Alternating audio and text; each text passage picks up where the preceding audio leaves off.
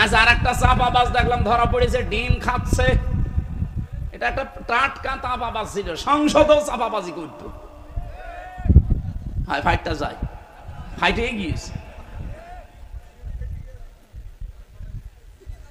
খুলনাবাসী শুধু শোনা না, এখান থেকে এবার জীবনটা মিলাবেন। আসরের নামাজের সময় দুইজন ফেরেশতাকে আমার আল্লাহ পাঠিয়ে দিলেন হযরতে লূত নবী আলাইহিস সালামের কাছে। ভালো করে শুনবেন। দুইজন ফেরেশতা এসে ডাক দিয়ে বলে, আল্লাহর নবী লূত, আমরা এখানে আল্লাহর গজব নাজিল করব। আপনার আত্মীয় স্বজন যা আছে, উম্মত যা আছে, তাদেরকে নিয়ে আপনি চলে যান। মাগরিবের সময় এখানে গজব নাজিল হবে, কিন্তু সাবধান। ফানজাইনাহু ওয়া আহলাহু ইল্লা মারাতাহু কানাত মিনাল গাবিরিন। আপনি নিয়ে যান আপনার উম্মতদেরকে, আপনার আত্মীয় স্বজন যারা আছে, কিন্তু সাবধান, আপনার স্ত্রীকে নেবেন না। প্রশ্ন আসতে পারে, লূত নবীর স্ত্রীর চরিত্র খারাপ ছিল? জবাব দিলেন না? না না, এই পৃথিবীতে কোন নবীর স্ত্রীর চরিত্র খারাপ ছিল না, কারণ কোন হারাম রক্তের ভেতরে আল্লাহ নবীদের রক্ত প্রবেশ করার নাই। পৃথিবীর প্রতিটি নবী ছিল নেতা, তারা শুধু এলাকার জন্য নেতা ছিলেন। আর আমাদের নবী মুহাম্মদ রাসূলুল্লাহকে আমার আল্লাহ বানিয়েছেন বিশ্ব নেতা। এই জন্য আল্লাহ ডাকও দিয়েছেন ইয়াসিন, হে নেতা। সুবহানাল্লাহ বলতে পারেন নাই? খুলনাবাসী, এখান থেকে আমি একটা শিক্ষা নিয়ে এসেছি তাফসীরের ভাষায়। নবীদেরকে আমার আল্লাহ যেহেতু নেতৃত্বের গুণাবলী দিয়েছিলেন, তারা নেতা ছিল। এই জন্য নেতা যে পেট থেকে আসবে, ওই পেটটা ভালো রাখা দরকার। এই জন্য কোনো হারাম রক্তের ভেতরে আল্লাহ নবীদের রক্ত প্রবেশ করার নাই। আর আমরা এমন এমন নেতা দেখি যাদের রক্তই ঠিক নেই। বাংলাদেশে পাবেন না আপনি? তাদের মা এক ধর্মের, বাবা এক ধর্মের। কি করে জন্ম দোয়াশলা? আরে ভাই, যে কোনো এক ধর্মের হন, আপনি বাবা এক ধর্মের, মা আর এক ধর্মের। জেলে থাকাকালীন আমাকে 3 বছর একাধারে 24 ঘন্টা এক ঘরের ভেতরে তালা লাগিয়ে রেখেছিল। সিসি ক্যামেরা দিয়ে আমার কাছে কেউ আসতো না ভয়ে, বিশেষ করে আমার আর মামুনুল হকের কাছে। আসলে ওরা রিপোর্ট করতো উপরে যে এদের সাথে গোপনে ষড়যন্ত্র করছে কেউ। কারারক্ষীরা আসতো, তাও দূর থেকে সালাম দিত ইশারা দিয়ে, কারণ ক্যামেরায় আবার দেখা যায়। ওখান থেকে একদিন বললাম এক কারারক্ষীকে যে, ভাই সব সময় বন্দি করে রাখেন, কথাও তো বলতে দেন নাই 3 বছর, কারোর সাথে কথাও বলতে দেয়নি। আপনি একটা বই নিয়ে আসেন, একটু পড়ি, সব সময় বসে থাকতে ভালো লাগে না, একটা কাজ দেন। জ্বালানা দিয়ে, দরজা দিয়ে তো দেখা যায় কত মানুষ ওই যে কোপাকুপি করছে, জমিন কোপায়, বিভিন্ন রকমের জিনিস লাগায়। তাই আমার একটু কাজ দেন, অন্তত তোমার একটু ভালো লাগবে। না, একটা বই নিয়ে এসে দেন। আল্লাহ ওই দিন দেখে বই নিয়ে এসেছে বঙ্গবন্ধুর আত্মজীবনী। ছাতা পড়ি করবো না, হুজুরের ভেতরে জিনিস আছে। এদের সময় যেহেতু কাটে না, সারাদিন সারা রাত ওইটাই একই পড়তাম। পুরাটা কয়েকবার শেষ করলাম। বললাম, ভাই আর একটা বই নিয়ে আসেন। বই নিয়ে এসেছে বঙ্গবন্ধুর ছেলেবেলা। ও, শুধু ওই বঙ্গবন্ধু, আর কোনো বই নেই। পরের সপ্তাহে আর একটা বই দিয়েছে বঙ্গবন্ধুর চীন সফর। বললাম, আপনার আর বই নিয়ে আসার দরকার। ওই যে পাশের সেল আছে, হিমেল বিল্ডিং এ থাকে এটিএম আজহারুল ইসলাম, ওনারা যে বলবেন হামজা বই চেয়েছে, দেখবেন বই কারে বলে দেবে। আল্লাহর বান্দা 2টা বই পাঠিয়েছিল, আল্লাহর ইশারা মনে হয় 2টাই তাফসীর, তাফহিমুল কোরআন আর ফি জিলালিল কোরআন। ওখান থেকে যেগুলো নোট করেছিলাম হালকা হালকা, ওইগুলো আজকে কিছু বলবো। থাকবেন না আপনারা?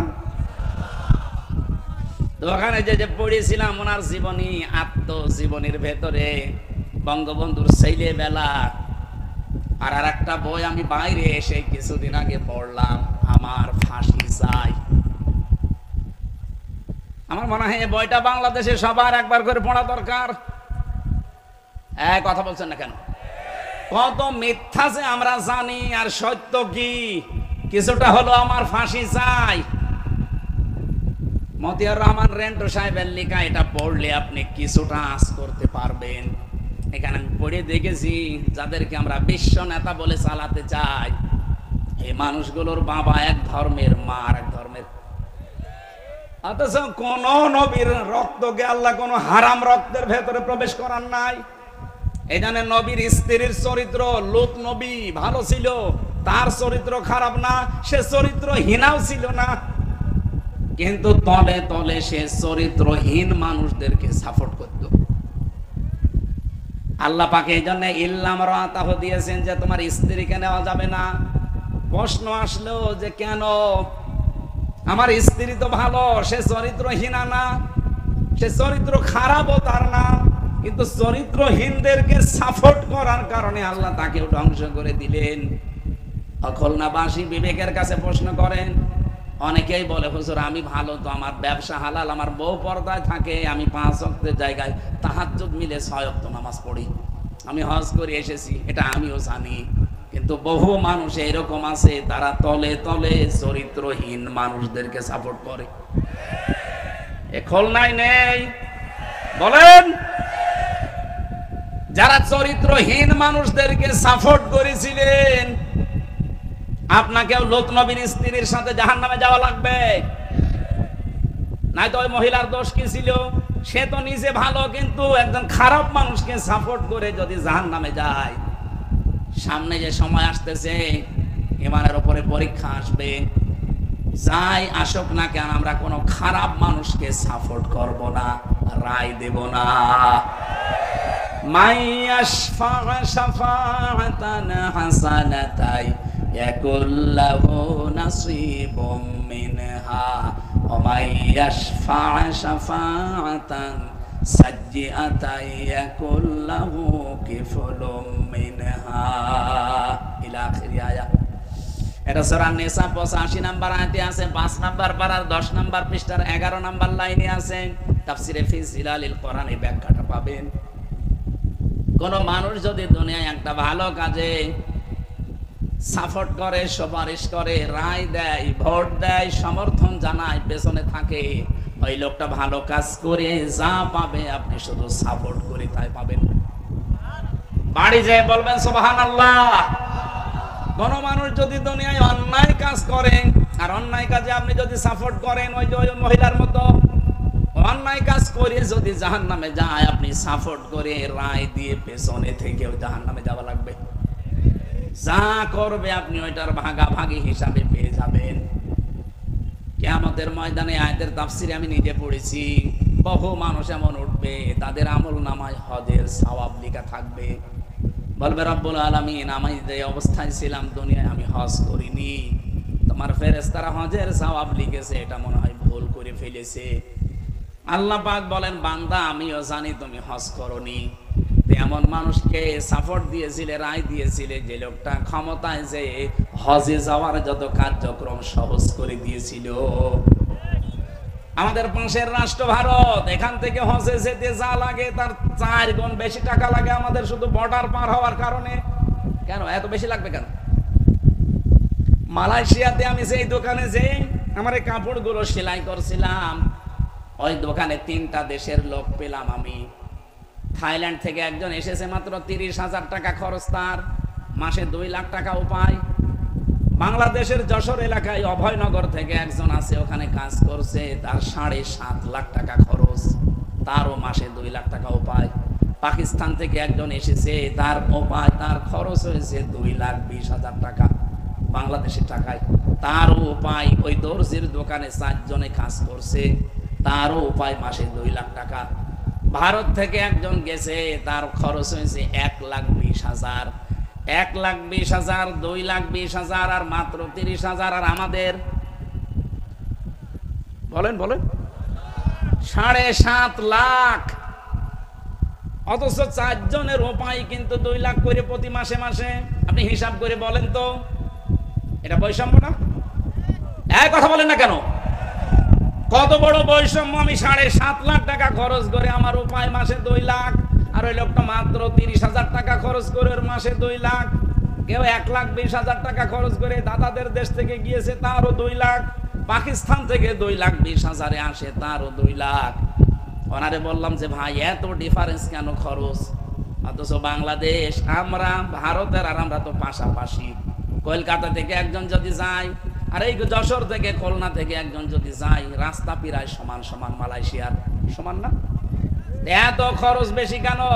আচ্ছা, এখানে 3 জন টাকা খায়, সালমান এফ রহমান আর শেখ হাসিনার ছোট বোন রেহেনা, আর একজন মন্ত্রীর নাম বললো, এই 3 জন এখানে ভাগ বসায়।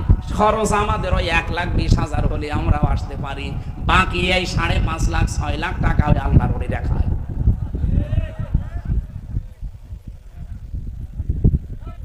হাসিনার সাওয়াল বিদেশে পড়তে 450 কোটি টাকা খরচ করেছে।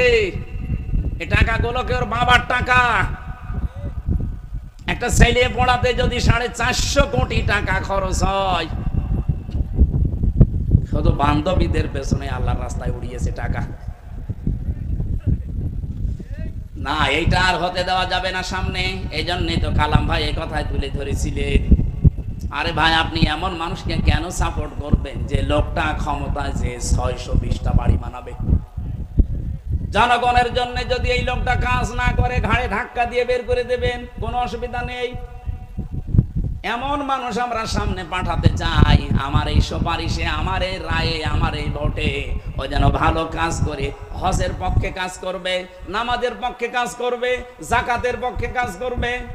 ও যাকাত দিয়ে যে সওয়াব বাংলাদেশে মানুষ পাবে, আমি একটা রায় দিয়ে সমর্থন জানি ওই একই সওয়াব পাবো। আমি আবার বলছি ভাই, হযরতে লূত নবীর স্ত্রীর চরিত্র কিন্তু খারাপ না, তিনি চরিত্রহীন ছিলেন না। তার পুরা জীবনী আমি পড়ে দেখেছি তাফসিরে ফিসিরালিল কোরআনে।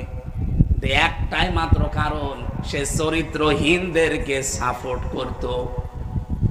আপনি নিজের সাথে এবার মিলান। আমি বহু মানুষকে বলতে শুনি যে তারা নিজেরা ভালো মনে করে যে আমি ভালো, আমি নামাজ পড়ি, রোজা রাখি, হজ করে এসেছি, আমি কিন্তু হালাল খাই, পর্দায় থাকি। আরে ভাই, আপনি এমন মানুষকে সাপোর্ট করেন, এমন মানুষের পেছনে থাকেন যার চরিত্র ভালো না। কথা বলেন। যে লোকটা চাঁদাবাজির সাথে জড়িত, যে লোকটা মদ খায়, রাত 9টার পরে যে লোকটার মাটিতে ঠিক মতো পা পড়ে না, রিকশা ছাড়া বাড়ি যেতে পারে না, এমন মানুষ বাংলাদেশে ছিল না? আমি আপনাকে বাঁচাতে চাই।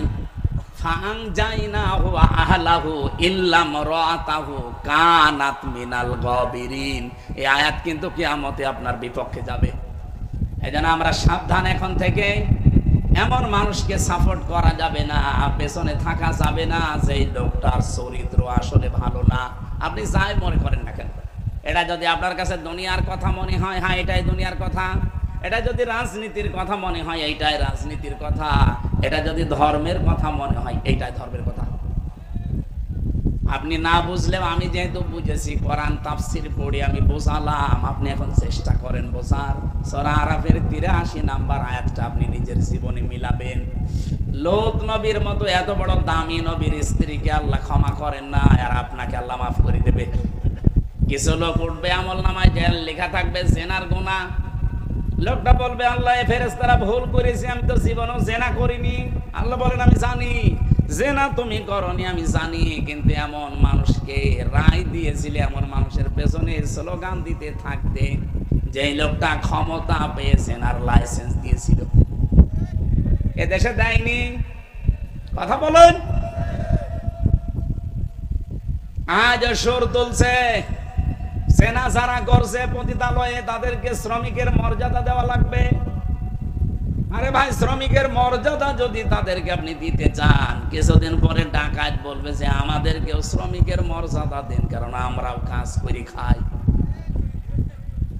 কি ডাকাতি করা শ্রমের কাজ না? কত বড় বিশাল গাছ 4-5 জন ধরে রাস্তায় ফেলে রাখে, গা ঘেমে যায়। আমি একবার ধরা পড়েছিলাম এই আশাশুনি থেকে যাওয়ার সময়, রাস্তায় দেখি রাত 1টার সময় বিশাল গাছ ফেলা। আমি কাজ খুলে দিলাম, মুখ বের করে দেখি ওর মুখ বাঁধা, হাতে বড় ছুরি। ওর দৃশ্য দেখে আমি ভয়ে টাকা আগে বলছি নিন। আমারে বলছো, হুজুর আপনার টাকাও নেব, আল্লাহ মাফ করবে। তাড়াতাড়ি আল্লাহ মাফ করবে মানে এত বড় গাছ পেলে বসে আসো, তাড়াতাড়ি টাকা নিয়ে আমার গাছটা তুলে গাড়িটা ছেড়ে দাও। না, আপনার টাকা নেব না। আমার ওইদিন টাকাও কম দিয়েছিল, এই জন্য টাকা ফেরত দিয়েছে। বলেন আমি তাদের চেহারার দিকে তাকিয়ে দেখেছি তারা ক্লান্ত, কারণ সারা রাত তারা এভাবে জেগে আছে। এত পরিশ্রমের কাজ, এত কষ্টের কাজ, ওরা 2 দিন পরে যদি বলে আমাদেরকেও শ্রমিকের মর্যাদা দেওয়া লাগবে, আমরা ডাকাতি করে খাই, কি বলতে পারে না?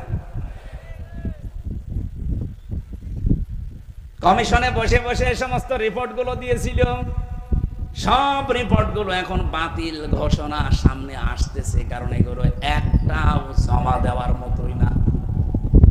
আমার মাঝে মাঝে 318 পৃষ্ঠাটা পড়া আমি পড়ে দেখেছি। আমার মাঝে মাঝে এদের লেখাগুলো দেখলে মনে হয় এগুলো মেয়াদ উত্তীর্ণ গাঁজা খাওয়া মানুষ। মেয়াদালা গাঁজা খেলেও তো মানুষ এত উল্টা পাল্টা কথা লিখতে পারে না। বলছে দেহ আমার, সিদ্ধান্ত আমার। দেহ আপনার মানে এ দেহ আপনার বাপ দিয়েছে। আপনার বাবা আমার তো দায়িত্ব ছিল শুধু বিছানায় থাকা, বাকি যা করার কে করেছে? বলেন বলেন। ফালিয়ানজুরিল ইনসানু মিম্মা খুলিকা মিম্মা দাফিকি ইয়াখরুজু মিন বাইনিস সুলবি ওয়াত তারাইব। রব্বুল আলামিন জানিয়েছেন মানুষকে একটু গবেষণা করে না, নজর করে না, ভালো করে দেখে না। নাজারা মানে গবেষণা করে দেখা। একটু চিন্তা ভাবনা করে কি মানুষ দেখে না যে কি জিনিস দিয়ে আমি তারে বানালাম? বাবার স্ফলিঙ্গ দিয়ে দ্রুত গতিতে বের হয়ে যাওয়া ওই নাপাক পানি দিয়ে আমি আল্লাহ তাকে বানিয়েছি। এখানে মানে আল্লাহ একটা মজার শব্দ ব্যবহার করেছেন, সলবুন আর তারাইব। তাফসীরে দেখেছি সলবন বলা হয় পুরুষের লজ্জা স্থানকে, এটা 1 বচন দিলেন আল্লাহ। আর তারাইব এটা মেয়েদের লজ্জা স্থান বলার সময় আল্লাহ বহু বচন দিয়েছেন।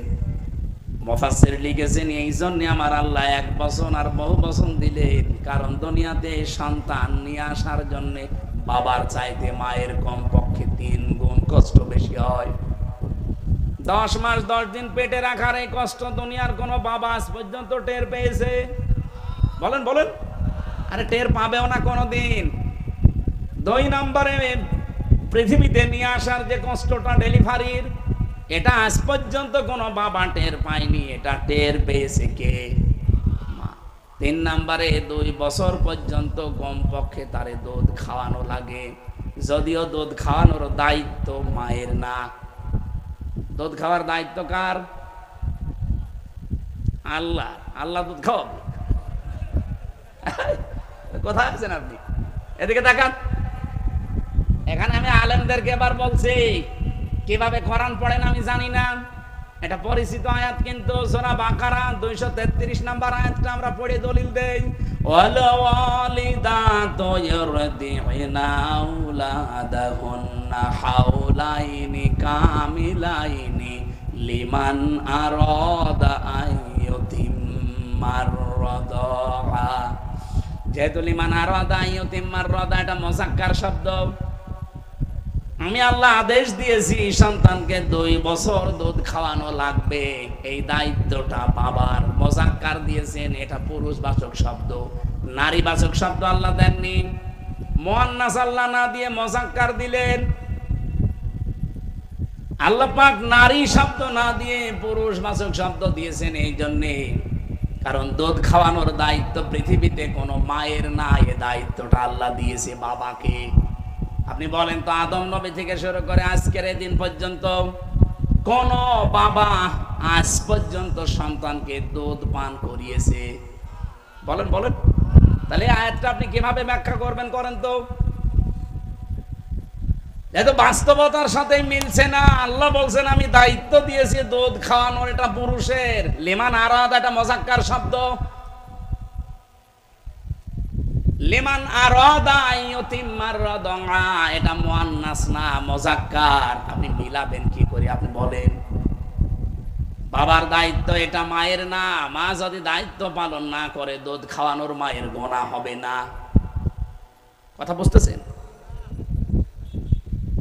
মাইকে বলা মনে হয় আমার ঠিক হচ্ছে না, কারণ আমার ম্যাডাম যদি এখন লাইভ দেখে, আমার ওই ছোট বাচ্চার বয়স এখন 7 মাস, ও বাড়ি গেলে যদি বলে হুজুর এদিকে আসেন, কি ওয়াজ করলেন, ওয়াজ আপনারা এবার খাওয়াবো। কারণ মেয়ের দুধ খাওয়ানোর দায়িত্ব বাবার, আমার না। আপনার মেয়ে আমি দুধ খাইয়ে দেব, কিন্তু বছরে বছরে 10 লাখ টাকা দেওয়া লাগবে, না আপনার মেয়ে আপনি নিয়ে যান। এটা মুসিবতে পড়ে যাবো না? মাইকে বলবো না, আর থক্কু। সম্মানিতা মা বোনেরা, আসলেও দায়িত্বটা আপনার না, বাবারই দায়িত্ব। আপনারা যে দয়া করে পালন করে দেন, এই জন্য আপনাদেরকে ধন্যবাদ। নবীজিও জানিয়েছেন, কোন মা যখন সন্তানের মুখে প্রথম ফোঁটা দুধ দেয়, একটা মরা মানুষ চিন্তা করে দিলে যে সওয়াব হয়, ওই সওয়াব আল্লাহ মাকে দান করেন। আপনাদের যে তারাইবের বহু বছর বলছিলাম, এমনি এমনি আপনাদের মর্যাদা আল্লাহ বাড়িয়ে দেননি। ডেলিভারির কষ্টটা এক, দুধ খাওয়ানো এক, আর পেটে রাখা এক, এই 3টা কষ্টের কারণে দুনিয়ায় যত বাবা আছে, বাবাদের তুলনায় কম পক্ষে 3 গুণ মর্যাদা আপনাদের বেশি। বলেন সুবহানাল্লাহ। দুঃখজনক হলেও সত্য, বহু জায়গায় এখন আমরা দেখতে পাচ্ছি হাজারো পরিবারে এই মায়ের মর্যাদা 3 গুণ না, 1 গুণ সন্তান আমরা দিতে পারছি না। কথা বলছেন না কেন? মায়ের এই মর্যাদা 3 গুণ যেখানে দেওয়ার দরকার, বাবার চাইতে 1 গুণও দিতে পারছি না। আর এর পেছনে দায়ী অধিকাংশ পরিবারে তার বউগুলোর কারণে সন্তান মন থেকে চাইলেও পারে না। সেদিন আমি রাঙ্গামাটি গিয়েছিলাম, জেলখানায় যাবার আগে। আসার সময় দেখি একটা বৃদ্ধাশ্রম। কমিটির লোককে বললাম, আমার একটু নিয়ে চলো দেখি, কারণ বৃদ্ধাশ্রম দেখার আমার খুব শখ। ভেতরে যেয়ে দেখি কলেজের এক অধ্যাপক, বিসিএস ক্যাডার, উনি পা ধরে কাঁদতেছে মায়ের। ওর মা বলছে, বাবা আমি যখন মারা যাব, আমার মাথার উপরে যে ফ্যান আছে, এই ফ্যানটা পাল্টিয়ে নতুন ফ্যান লাগিয়ে দিবি, এই ফ্যানটা চলে না। ছেলেটা কৌতূহলে জিজ্ঞাসা করছে, মা তুমি তো মরিয়ে যাবে, তখন আবার ফ্যান কি হবে? মা বলছে, বাবা আজ 3 মাস আমি এখানে আছি, এই ফ্যানটা ভালো ঘোরে না। আমি বারবার কর্তৃপক্ষকে বলেছি, কিন্তু তারা আমার কথা শোনে না। আমার মনে হয় তুই আমার সাথে যে আচরণ করলি, কিছুদিন পরে তোর সন্তান তোর এখানে রেখে যাবে, কিন্তু তোর তো ঘুম হবে না ফ্যান ছাড়া। ছোটবেলা থেকে তোকে আমি বাতাস দেওয়া ছাড়া ঘুম পাড়াতে পারি না, তোর কষ্ট হয়ে যাবে, এই জন্য তোকে আগে থেকে সতর্ক করলাম, ফ্যানটা আগে পাল্টিয়ে দিস, তোরই উপকার হবে। হঠাৎ দেখি ওর মা ওর হাতের উপরই মরে গেল। কান্নাকাটি করছিল, আর আমার দিকে তাকিয়ে বলছে, হুজুর আমার দিকে আপনি খারাপ ধারণা করবেন না, এই দোষ শুধু আমার একা না, এ দোষ আমার বউ। আমার 2টা ছেলে মেয়ে আছে, তাদের মুখের দিকে তাকিয়ে আমি তালাকও দিতে পারি না। 3 মাস আগে এই বউ আমারে বারবার বলেছে, এই বুড়ি থাকলে আমি তোমার ভাত খাবো না। বাধ্য হয়ে পরিবার বাঁচাতে আমার মাকে রেখে গিয়েছিলাম এই বৃদ্ধাশ্রমে। 3 মাস হয়ে গেল, আজকে আমার মাটা মরে গেল। দুনিয়াতে নাম ধরে ডাকার মতো আমার আর কেউ নেই। খুলনাবাসী, আমার তো মনে হয় শুধু রাঙ্গামাটির ওই প্রফেসর না, এখানে বহু মানুষ আমরা বসে আছি যারা সন্তানের কাছে আর পুত্রবধূর কাছে ওই মহিলার মতো। তাদের হক আদায় 3 গুণ তো দূরের কথা, 1 গুণও আজ পারছি না। আমাদের একটু খেয়াল করা দরকার ভাই। আল্লাহ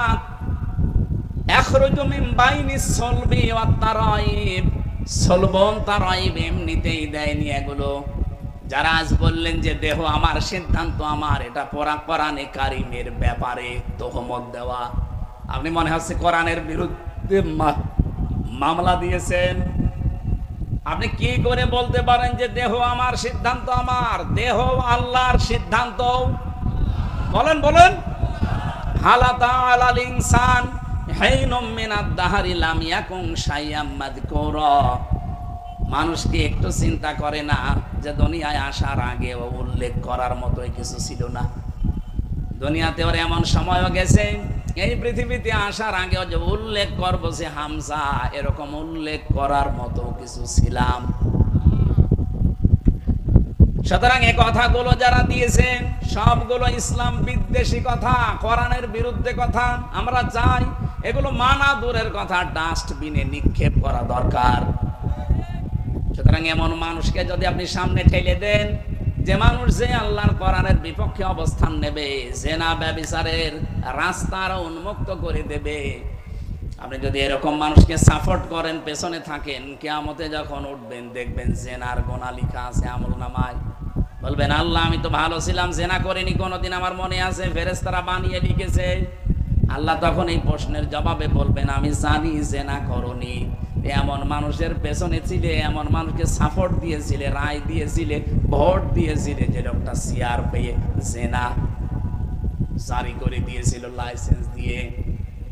এমন মানুষকে সামনে পাঠানো লাগবে যারা বাংলাদেশে জেনার অনুমতি দেবে। কথা বলেন না কেন? এটা তো ফেরেশতারা করবে নাকি? এ কথা বললে যে আপনি রাজনীতি মনে করেন, আপনি যে ধরা খাবেন আপনি টের পাচ্ছেন। লূত নবীর স্ত্রী ধরা খেয়ে বসে আছে। বাংলাদেশে বহু মানুষ এগুলো বোঝার পরও না বোঝার ভান করে ধরা খেয়ে বসে আছে। যারা যেভাবে চলে যাচ্ছে আপনি তাকান তাদের দিকে, আমার মনে হয় কবর খুঁড়লেও আপনি শাস্তি দেখতে পাবেন। বারবার আপনাকে বাঁচানোর জন্য আমার কি দরকার ছিল এগুলো কথা বলার? আমি তো কোরবানির আয়াত পড়েছি, কোরবানির দিকে চলে যেতে পারতাম, কিন্তু আমি কোরআন হাদিস যা পড়ে বুঝতে পারছি দেশে বহু মানুষ অন্যায় চরিত্রহীন খারাপ মানুষকে শুধু সাপোর্ট দিয়ে জাহান্নামে চলে যাচ্ছে, ওই লূত নবীর স্ত্রীর মতো। আল্লাহ আমাদের সবাইকে যেন অন্তত বোঝার মধ্যে সম্মতি দান করেন, বলেন আমিন। কথায় কি বুঝলাম? এই দুনিয়াতে যদি কেউ কোরআনের পেছনে সময় এবং সম্পদ ব্যয় করে, কিয়ামতের দিন তার জবাব আল্লাহর কাছে দেওয়া লাগবে। বলেন বলেন। আপনি সে জন্মের পর থেকে কিন্তু এটা শুনছেন যে জবাব জবাব, বোঝেন এটা কি?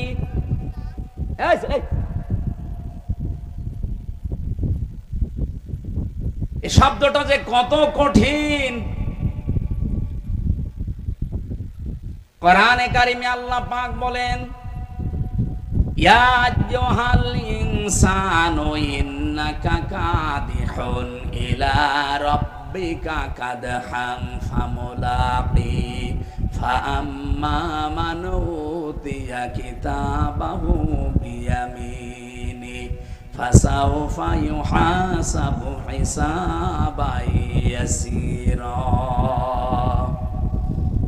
আমি জায়গা মতো আসবো, একটা কথা শুধু শিক্ষা দেওয়ার জন্য এই শব্দের ভেতরে আছে। এই জন্য আল্লাহ রাব্বুল আলামিন যেই মানুষটার হিসাব ইয়াসীরা সহজ করে দেবেন, নবী যেই শব্দের ব্যাখ্যা করতে গিয়েছে জানিয়েছেন সহজ হিসাব কি বোঝো তোমরা? সাহাবীরা বললেন আল্লাহ রাসূল ভালো জানে। তিনি বললেন সহজ হিসাব হচ্ছে ওইটা, আল্লাহ যদি কাকে মাফ করতে চায় আস্তে করে তাকে পর্দার আড়ালে ডেকে নিয়ে ঘিরে ফেলবে কুদরতের চাদর দিয়ে, আস্তে করে ঘিরে নেবে ময়দান থেকে আলাদা করে। যদি আল্লাহ কাউকে হিসাব ইয়াসীরা দান করতে চায়, যে তোর হিসাবটা আমি সহজ করে দেব, আস্তে করে ঘিরে ফেলবে ফেরেশতাদেরকে দিয়ে। মনে করেন আসাদ ভাইকে ঘিরে ফেলেছে, চারিদিকে ঘিরে আমার আল্লাহ নিজে তাকে সামনে দাঁড় করিয়ে বলবে আসাদ এই কাজগুলো করেছিলি। সবগুলো ভিডিও ফুটেজ আকারে একটা একটা করে যখন তাকে দেখাবে, দেখে ওর মনটা কান্নায় ভেঙে পড়বে। কারণ আমি জানি এখন আর গোপন করে কোনো লাভ নেই। মাথা নিচু করে বলবে আল্লাহ আমার কিচ্ছু করার নেই, আমারে মাফ করে দেন। রব্বুল আলামিন বলেন এই যে অসহায়ত্ব, এই কান্না জড়িত কণ্ঠ, ওর মুখের দিকে কাকতি মিনতির দিকে তাকিয়ে শেষ পর্যন্ত আল্লাহ বলবেন যা তোরে মাফ করে দিলাম, কাউকে বলবি না, জান্নাতে চলে যা। এইটার নাম হিসাব ইয়াসীরা। এটার জন্য দুনিয়াতে কিছু খোঁজ করা লাগে। আমি তাফসীরে তাবারির ভেতরে পড়েছি খলিফাতুল মুসলিমিন, এই এদিকে তাকান, হযরতে ওমর রাদিয়াল্লাহু তাআলা আনহু তার সন্তান আব্দুল্লাহ ইবনে ওমরকে তিনি ভর্তি করলেন মক্তবে। ওনার সাথেই পড়তো ওই দেশের প্রধান বিচারপতি হযরতে আলীর সন্তান হুসাইন। বারবার টেবিলের উপর থেকে কলম ফেলে দেয় আর বলে আব্দুল্লাহ তুলে দাও। আর একবার দেয়, তুলে দাও, আর একবার ফেলে দিয়ে তুলে দাও। প্রেসিডেন্টের ছেলে তো মেজাজ খারাপ হয়ে গেছে, বারবার কলম ফেলে দাও, আমারে তুলতে বলো, আমি কি তোমার খাদেম চাকর নাকি? হযরত হোসাইন ওই দিন বলেছিলেন, তুমি শুধু খাদেম না, চাকর না, তুমি খাদেমের বাচ্চা খাদেম। একটা মেম্বারের ছেলেকে যদি কেউ অপমানসূচক কথা বলেন, ওরই দাপট দেখে কে? অথচ 12,500 বর্গ মাইলের প্রেসিডেন্ট হযরত ওমর, তার সন্তান। প্রেসিডেন্টের ছেলেকে যেই বলেছে তুমি খাদেমের বাচ্চা খাদেম, মন গেছে, মেজাজ গেছে গরম হয়ে। বাড়িতে যেয়ে বলছে, আব্বা আমি আর পড়বো না। কেন? আমারে গালি দিয়েছে, তোমাকেও গালি দিয়েছে, বিচার যদি না করো হোসাইনের, ছোট মানুষ তো, আমি বিচার চাই। হযরত ওমর বিচক্ষণ মানুষ, তিনি বললেন বিচার এখন না, জমার দিন। খুতবা চলাকালীন তিনি বললেন, এখানে কি কেউ আছে? হোসাইন বলে, এদিকে আসো সামনে। তুমি আমার সন্তানটাকে গালি দিয়েছো, ছোট করেছো বন্ধুদের সামনে, আবার আমাকেও দিয়েছো। বলে, হ্যাঁ দিয়েছি। কেন দিলে? হযরত হোসাইন বলে, খলিফা যেখানে দাঁড়িয়ে আছেন, এই যে মেম্বারে দাঁড়ান, ওকে হাত দিয়ে বলেন তো, আপনি কি আমার নানার খাদেম ছিলেন না?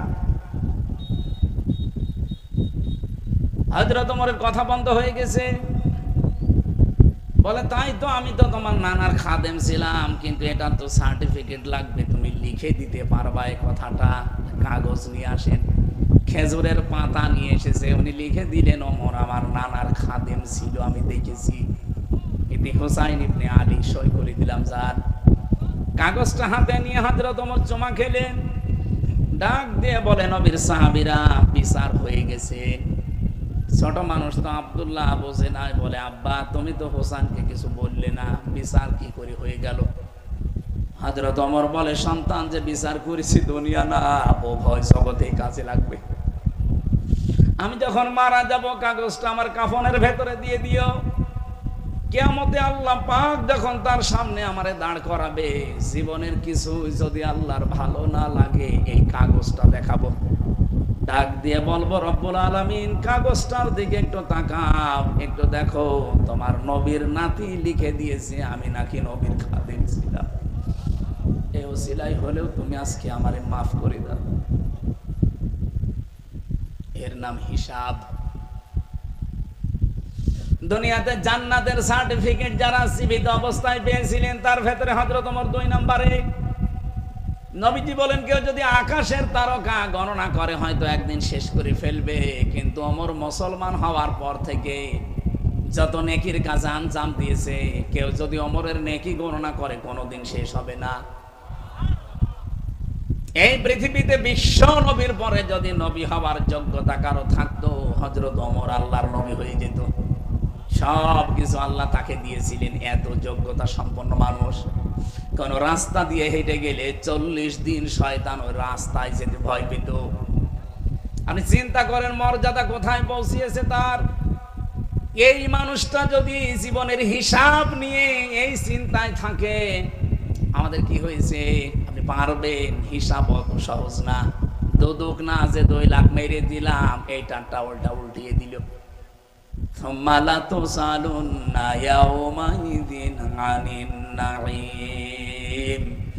আল্লাহ প্রতিটি নিয়ামতের পুঙ্খানুপুঙ্খানু জিজ্ঞাসা করবেন। আপনাকে আল্লাহ মেধা দিয়েছেন, মেধা কি কাছে কাটালেন, এটার জিজ্ঞাসা হবে। আপনাকে লেখনী শক্তি দিয়েছিল, কিভাবে লিখলেন, কার বিরুদ্ধে লিখলেন, কার পক্ষে লিখলেন, এটার হিসাবও দেওয়া লাগবে। সম্পদ কামাই করেছিলেন, কি করে খরচ করলেন, ওইটাও দেওয়া লাগবে। এই জন্য হিসাব বড় কঠিন জিনিস, আমরা এখনো টের পাইনি। আমার প্রথম কথাই ছিল এইটা, কেউ যদি এই কোরআনটার পেছনে সময় আর সম্পদ ব্যয় করে, কিয়ামতের দিন তার হিসাব আল্লাহর কাছে দেওয়া লাগবে না। বলেন সুবহানাল্লাহ। এই জন্য আজকে থেকে চেষ্টা করবেন সারাটা জীবন যেন কোরআনের পেছনে ব্যয় হয়, জবাবই যেন দেওয়া না লাগে। কি কথা বলছেন? 2 নম্বরে, পরিবারস্থ লোকদের জন্য যদি খরচ করেন, জবাব দেওয়া লাগবে না। হ্যাঁ, ওটা বা জায়েজ হওয়া লাগবে। পরিবারে আপনার বউ, আপনার মেয়ে, আপনার ছেলে বলছে বাবা ডিশ অ্যান্টিনা লাগিয়ে দিন, ওইটার জবাব দেওয়া লাগবে না।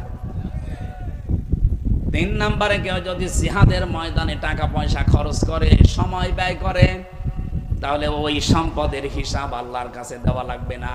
এই পৃথিবীতে আমার মনে হয় এখন সব চাইতে বড় জিহাদের ময়দান হচ্ছে কোরআনের ময়দান। এই কোরআনটা 54 বছর চলছে বাংলাদেশ স্বাধীন হওয়ার পরে, এখনো পর্যন্ত কায়েম হয়নি।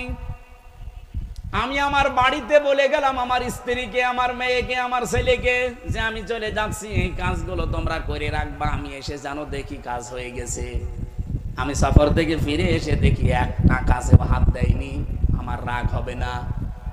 আসতে বলেন, হ্যাঁ কথা বলেন না কেন? কি বুঝলেন এখান থেকে? আমার মাঠে সলিমদ্দি কাজ দিয়ে গেল, পরিবারের লোক যদি কাজটা আঞ্জাম না দিয়ে ফেলে রাখে যেমন কষ্ট হয় আমার। এই জমিনটা আল্লাহ বানিয়েছে তার কোরআনে কারিমকে বিজয় করার জন্য, প্রতিষ্ঠা করার জন্য। আনাকিমুদ্দিন এ শব্দ দিয়েছেন, অথচ আজ পর্যন্ত 54 বছরে এটা কায়েম হয়নি। আল্লাহর রাগ হচ্ছে না? আপনার বিবেকে কি বলে আল্লাহর রাগ হচ্ছে না? এরপরও আল্লাহ কিছু বলে না কেন? ওনারা কিন্তু সত্যিই বলছে, আমার যেমন রাগ হয়েছিল পরিবারে ফিরে যে যাই একটা কাজও করো নাই, ফেলে রেখেছো। আল্লাহরও রাগ হচ্ছে যে 54টা বছর তোরা স্বাধীন হলি, 92% মুসলমান তোরা এখানে বাস করিস, এরপরেও কেন এটা কায়েম হয়নি? দেশটা স্বাধীন হওয়ার পর থেকে যে মানুষগুলো স্বাধীনতা পাওয়ার জন্য চেষ্টা চালিয়েছিল, এই দেশে কিছু কোলাঙ্গার সেই জাতির শ্রেষ্ঠ সন্তানদেরকে এখন কালার করার জন্য, ডিভাইডেড করার জন্য চেষ্টায় আছে। যুদ্ধ হওয়ার পরে 71 সালের 72 সালে আপনি যান, ইতিহাস আমি আজকেও পড়লাম, অধ্যাপক গোলাম আজম রহমতুল্লাহ আলাইহি সৌদি আরবে গিয়ে ওই সময় যিনি সৌদির বাদশা ছিলেন তাকে বলেছিলেন যে আপনি বাংলাদেশকে স্বীকৃতি দেন। সৌদির বাদশা ওই সময় বলেছে না, আমি দেব না, কারণ দেশটাতে বঙ্গবন্ধু ধর্ম নিরপেক্ষ মতবাদ কায়েম করেছে, আর যেটা ভারত চায় সেইটাই চলছে, আমি এ দেশের স্বীকৃতি দেব না।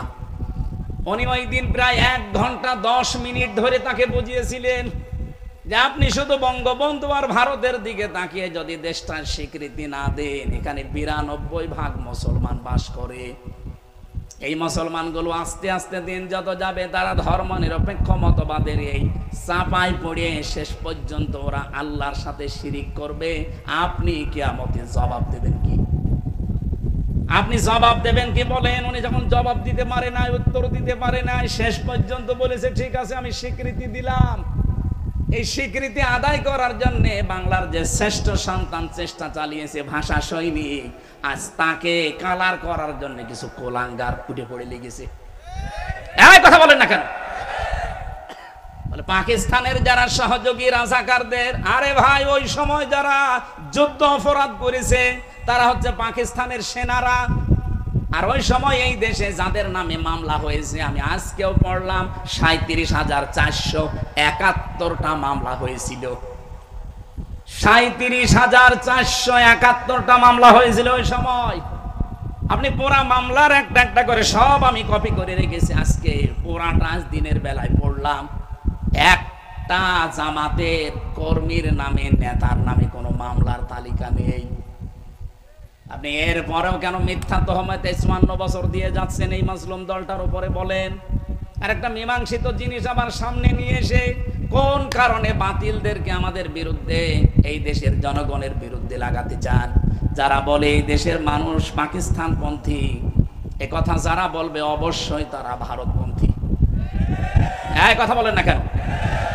আমার মনে হয় যারা ভারতপন্থী, ভারত প্রীতি দেখাবে, এসে যেই হোক, উপদেষ্টা হোক আর দেশের যেই হোক, করে ন্যাংটা করে পিটানো লাগবে।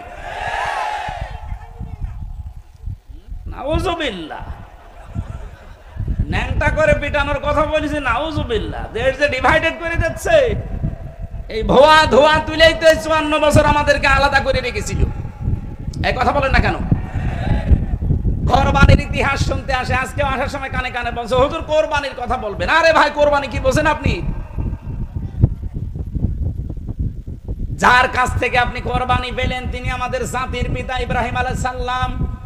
উনি যখন সন্তানের গলায় ছুরি লাগাবেন, ওই সময় আমার আল্লাহ তাকে ডাক দিয়ে কি বলেছিলেন, ওইটা যদি বাংলাদেশে আজ মেনে নিতে পারেন, আল্লাহর কসম এই কোরবানির আগে এ দেশে ইসলাম কায়েম হয়ে যাবে।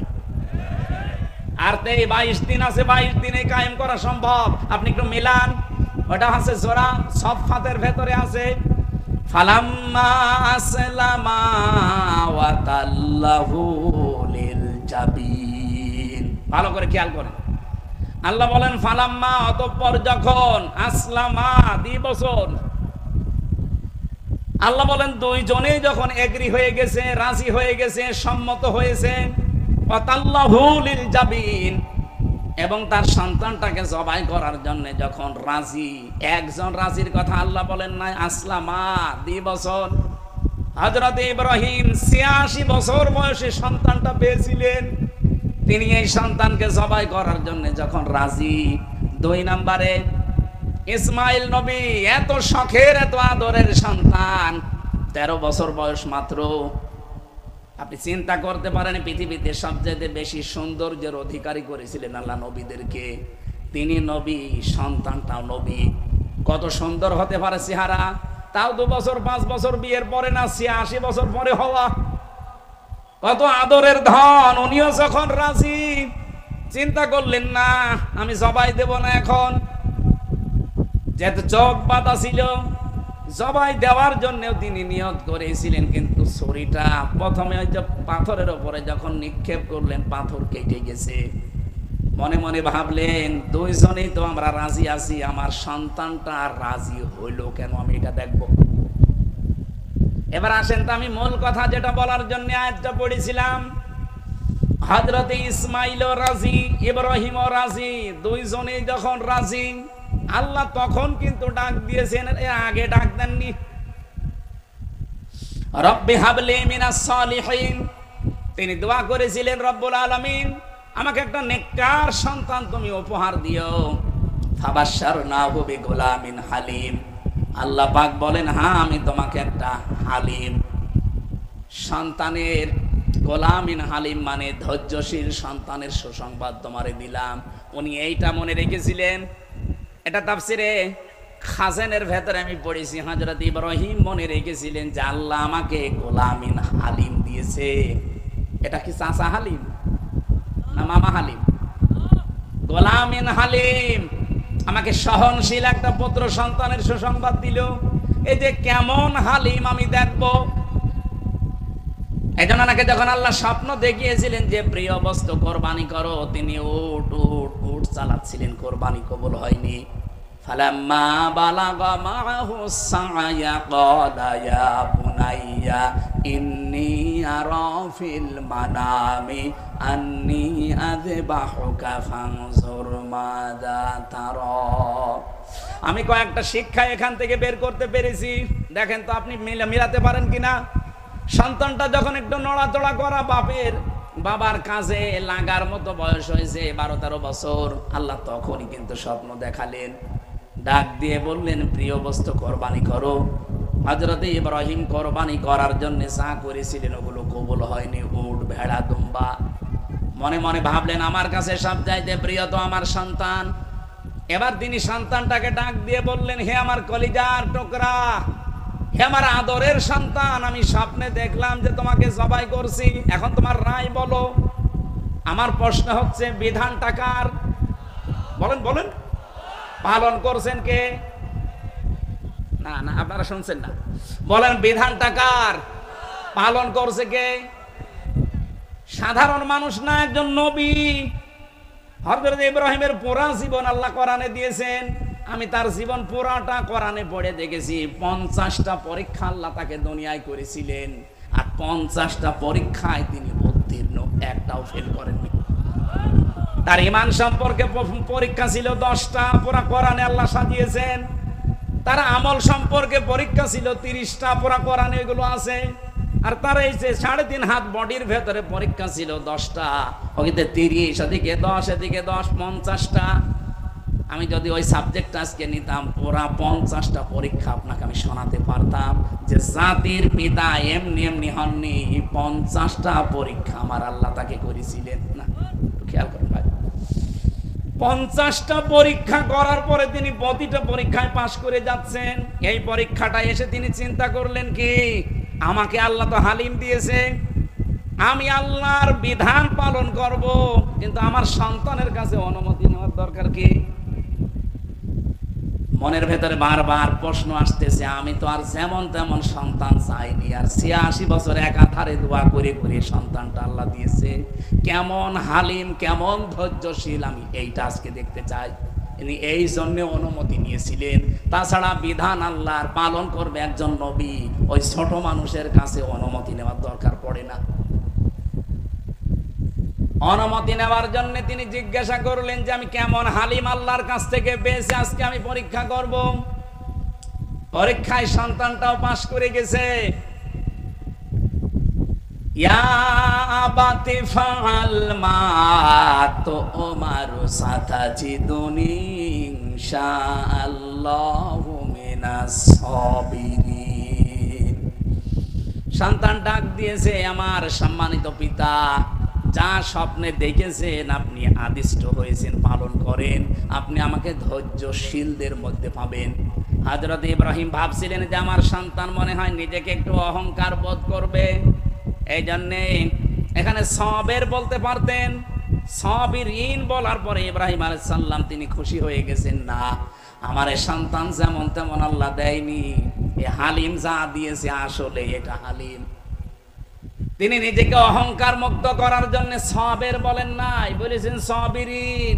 আমার মতো বহু ধৈর্যশীল দুনিয়ায় আছে, এর আগে বহু ধৈর্যশীল ভাবে আল্লাহর রাস্তায় জীবন দিয়েছে, আমিও দিলাম, তাদের ভেতরে আমি একজন, আমার ভেতরে কোনো অহংকার নেই। হযরত ইসমাইলকে তিনি শুইয়ে দিলেন। আমার আল্লাহ আসলামার ব্যাখ্যা দেওয়ার জন্য আমি কিন্তু এ পর্যন্ত বারবার নিয়ে আসতে চাচ্ছি আপনাদের। দুইজনেই যখন এগ্রি হয়ে গেল, রাজি হয়ে গেল, তখন আমার আল্লাহর বিধান তাদের জন্য পালন করা সহজ হয়েছে। আজ বাংলাদেশে মনে করেন যারা আমরা টুপি মাথায় দেই শুধু, ওখান থেকে আপনি কি পেলেন? যদি ইব্রাহিম নবী বলতেন আমি 50টা পরীক্ষায় জীবনে কোনোদিন ফেল করিনি, আজকেও করব না, আমি জবাই দেবই। ইসমাইল যদি বলতেন না আমি জবাই হব না, আমি দৌড় দিলাম, জবাই হতো। বলেন বলেন, আল্লাহর বিধান পালন করা সম্ভব হতো? হতো না। ইসমাইল নবী যদি বলতেন যে আমি তো সাবিরিনদের ভেতরে একজন, ঠিক আছে আমি গলা দিয়ে দিলাম, যা ভালো লাগে করেন। ইসমাইল নবী যদি বলতেন না, ইব্রাহিম যদি বলতেন আমি এত আদরের সন্তান জবাই করব না, আল্লাহর বিধান পালন হতো? জবাব দেন, বলেন কি বুঝলেন এখান থেকে? দুইজনেরই রাজি হওয়া লাগবে। বাংলাদেশে আগামীতে 300 জন মানুষ দায়িত্বে যাবে, এরা যদি ইব্রাহিম নবীর ভূমিকায় আসতে পারে, 18 কোটি মানুষ আমরা যদি ইসমাইল নবীর ভূমিকায় আসতে পারি, আল্লাহর বিধান এই দেশে কায়েম করা সহজ হবে। কথা বোঝা যায়নি? এইটাই কোরবানির শিক্ষা, এটা তো নিতে পারবেন না। ঠিক আছে,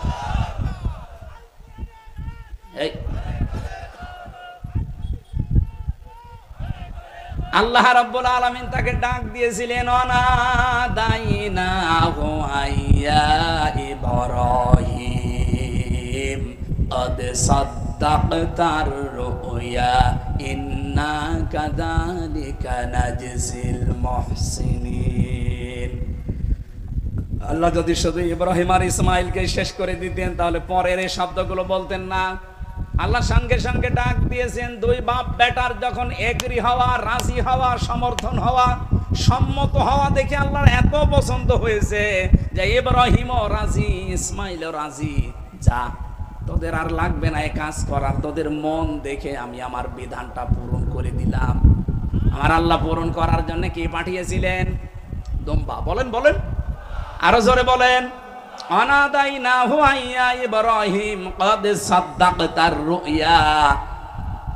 হে ইব্রাহিম, আমি তোমাকে ডাকলাম, তোমাকে যে স্বপ্ন দেখিয়েছিলাম তুমি স্বপ্নকে সত্যে রূপ দিয়েছো।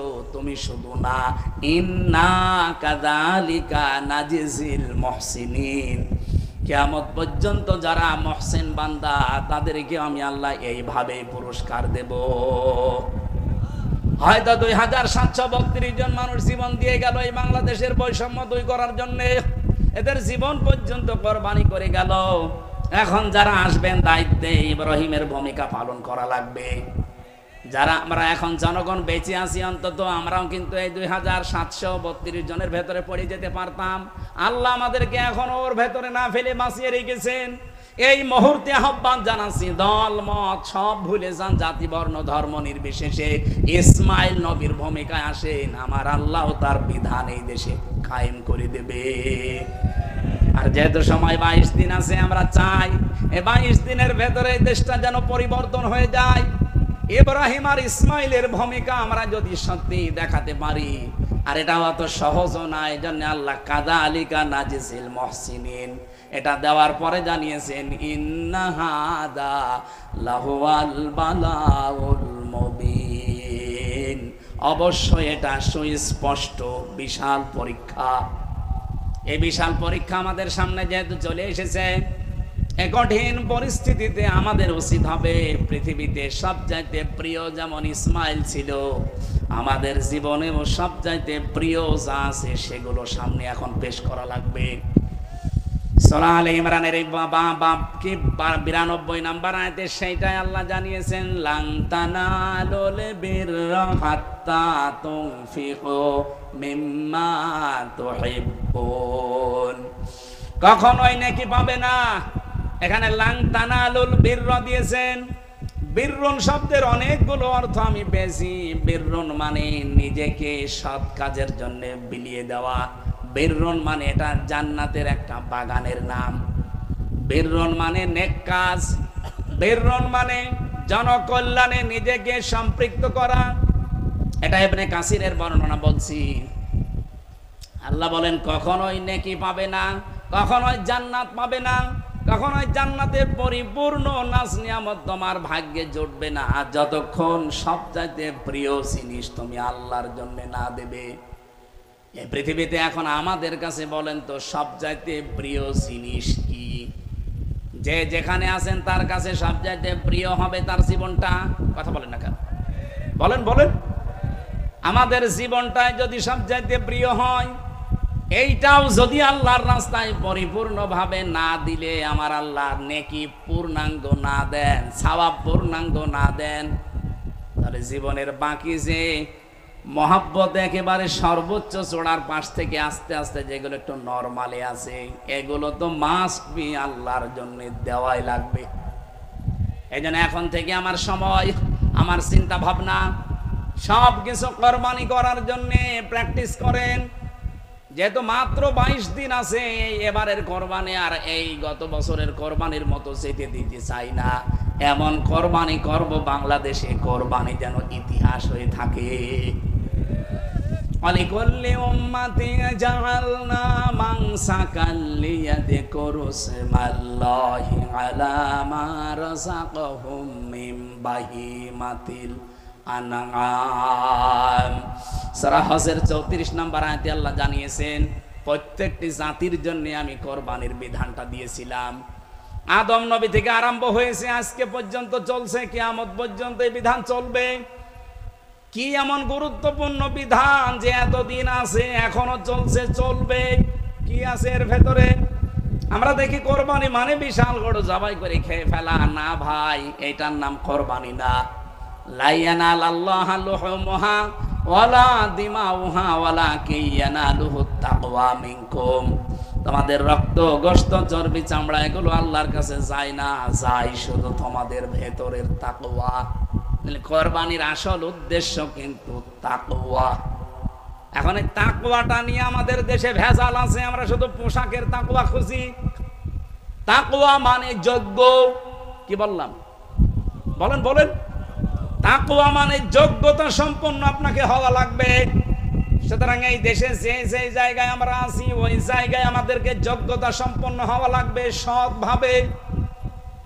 যতগুলো মানুষ আজ দায়িত্বে আছে এই দেশে, প্রায় 1628 জন মানুষ এখনো দায়িত্বে আছে। এ মানুষগুলো যদি যোগ্য হয় ওই জায়গায় এবং সৎ হতে পারে, আল্লাহর কসম সামনে দিন বিজয় কেউ আটকাতে পারবে না। আর এই তাকওয়া দরকার এখন সামনে এই কোরবানিতে। আপনি একেবারে সেই প্রথম দিন থেকে আরম্ভ করেন কোরবানি, নাকি বাড়ি চলে যাবেন? আরেকটু শোনা যাবে না? আল্লাহ যেহেতু মেন জিনিসটা, ভালোবাসার জিনিসটা না দিলে তিনি পরিপূর্ণ সওয়াব দেবেন না, আর কল্যাণ আপনাকে দান করবেন না। এদের শানে নজরুলের ভেতরে হযরতে তালহা রাদিয়াল্লাহু তাআলা আনহুর জীবন থেকে কিছু কথা তাফসীর ইবনে কাসিরে এসেছে, হযরতে ওমরের জীবন থেকে কিছু কথা এসেছে, হযরতে ওসমানের জীবন থেকে কিছু কথা এসেছে। তাফসীরে ইবনে কাসিরে আপনি শানে নজরটা পড়বেন, আমার ওইটা উদ্দেশ্য না। আমার উদ্দেশ্যটা এই তাকওয়াটা বাস্তবে নিয়ে আসা। আমরা কি মনে করি আর আল্লাহ কি বোঝাতে চেয়েছেন, একেবারে প্রথম দিন থেকে আপনি একটু ধরেন। সূরা মায়েদার ২৭ নম্বর আয়াতে তথ্যটা পাবেন। আতলু আলাইহিম নাবা বানাই আদামা বিল হক। হে নবী, আপনি তেলাওয়াত করে করে আদম নবীর ২ সন্তানের কাহিনী আপনার ছেলেদের, মেয়েদের, আপনার উম্মতদেরকে শোনান। আপনার উম্মত বলে যারা দাবি করে তাদেরকে যথাযথভাবে হক আদায় করে এই কাহিনীটা শোনান। কি আছে এই কাহিনীর ভেতরে? আমরা তো সে জন্মের পরে শুনি হাবিল কাবিলের কাহিনী, যে তারা কোরবানি করেছিল চাটিয়াল ময়দানে। তাদের নিয়ম ছিল চাটিয়াল ময়দানে পশু জবাই করে রেখে আসতো। যারটা হালাল, যার টাকা হালাল, জীবন পবিত্র, আকাশ থেকে আগুনের ঝলক এসে ওটা পুড়িয়ে ফেলতো।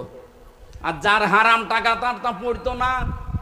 আমার মাঝে মাঝে আয়াতটা পড়ার পরে মনে হয় বাংলাদেশে যদি থাকতো কত আল্লাহর ওলি যে ধরা খেত। এক কথা বলছে না কেন? ২.৫ লাখ টাকা দিয়ে কোরবানি কেনা না, ধরা খেয়ে বসে থাকতো। কারণ এরকম ময়দানে রেখে যেতেন, আগুনের ঝলক আসতো, পুড়িয়ে ফেলতো ওইটা। যার টাকা হালাল, যার জীবন পবিত্র, তখন সব ধরা পড়ে যেত না? বলুন, এদে কাররাবা কুরবানান, যখন তারা পেশ করেছে কোরবানি, ফাতাকাব্বালা মিন আহাদিহিমা ওয়া লাম ইয়াতাকাব্বাল মিনাল আখার, একজনেরটা কবুল হয়ে গেছে, হাবিলেরটা আর কাবিলেরটা হয়নি। ক্বালা লা আকতুলান্নাকা, কবুল যারটা হয়নি সঙ্গে সঙ্গে সে ফোন দিয়ে এটেছে। আর ফোন দির কাজ কি? লা আকতুলান্নাকা, ও বলে গ্যারান্টি দিয়ে বলছে আমি তোমাকে হত্যা করব। আমার মনে হয় আয়াতটা বাংলাদেশের সাথে এখন খাপের খাপ মিলে যাচ্ছে। আপনি দেখেন আগস্টের ৫ তারিখের পর থেকে এই ৫৪ বছরে তো ইসলামপন্থীদেরকে দেশে কাজ করতে দেওয়া হয়নি।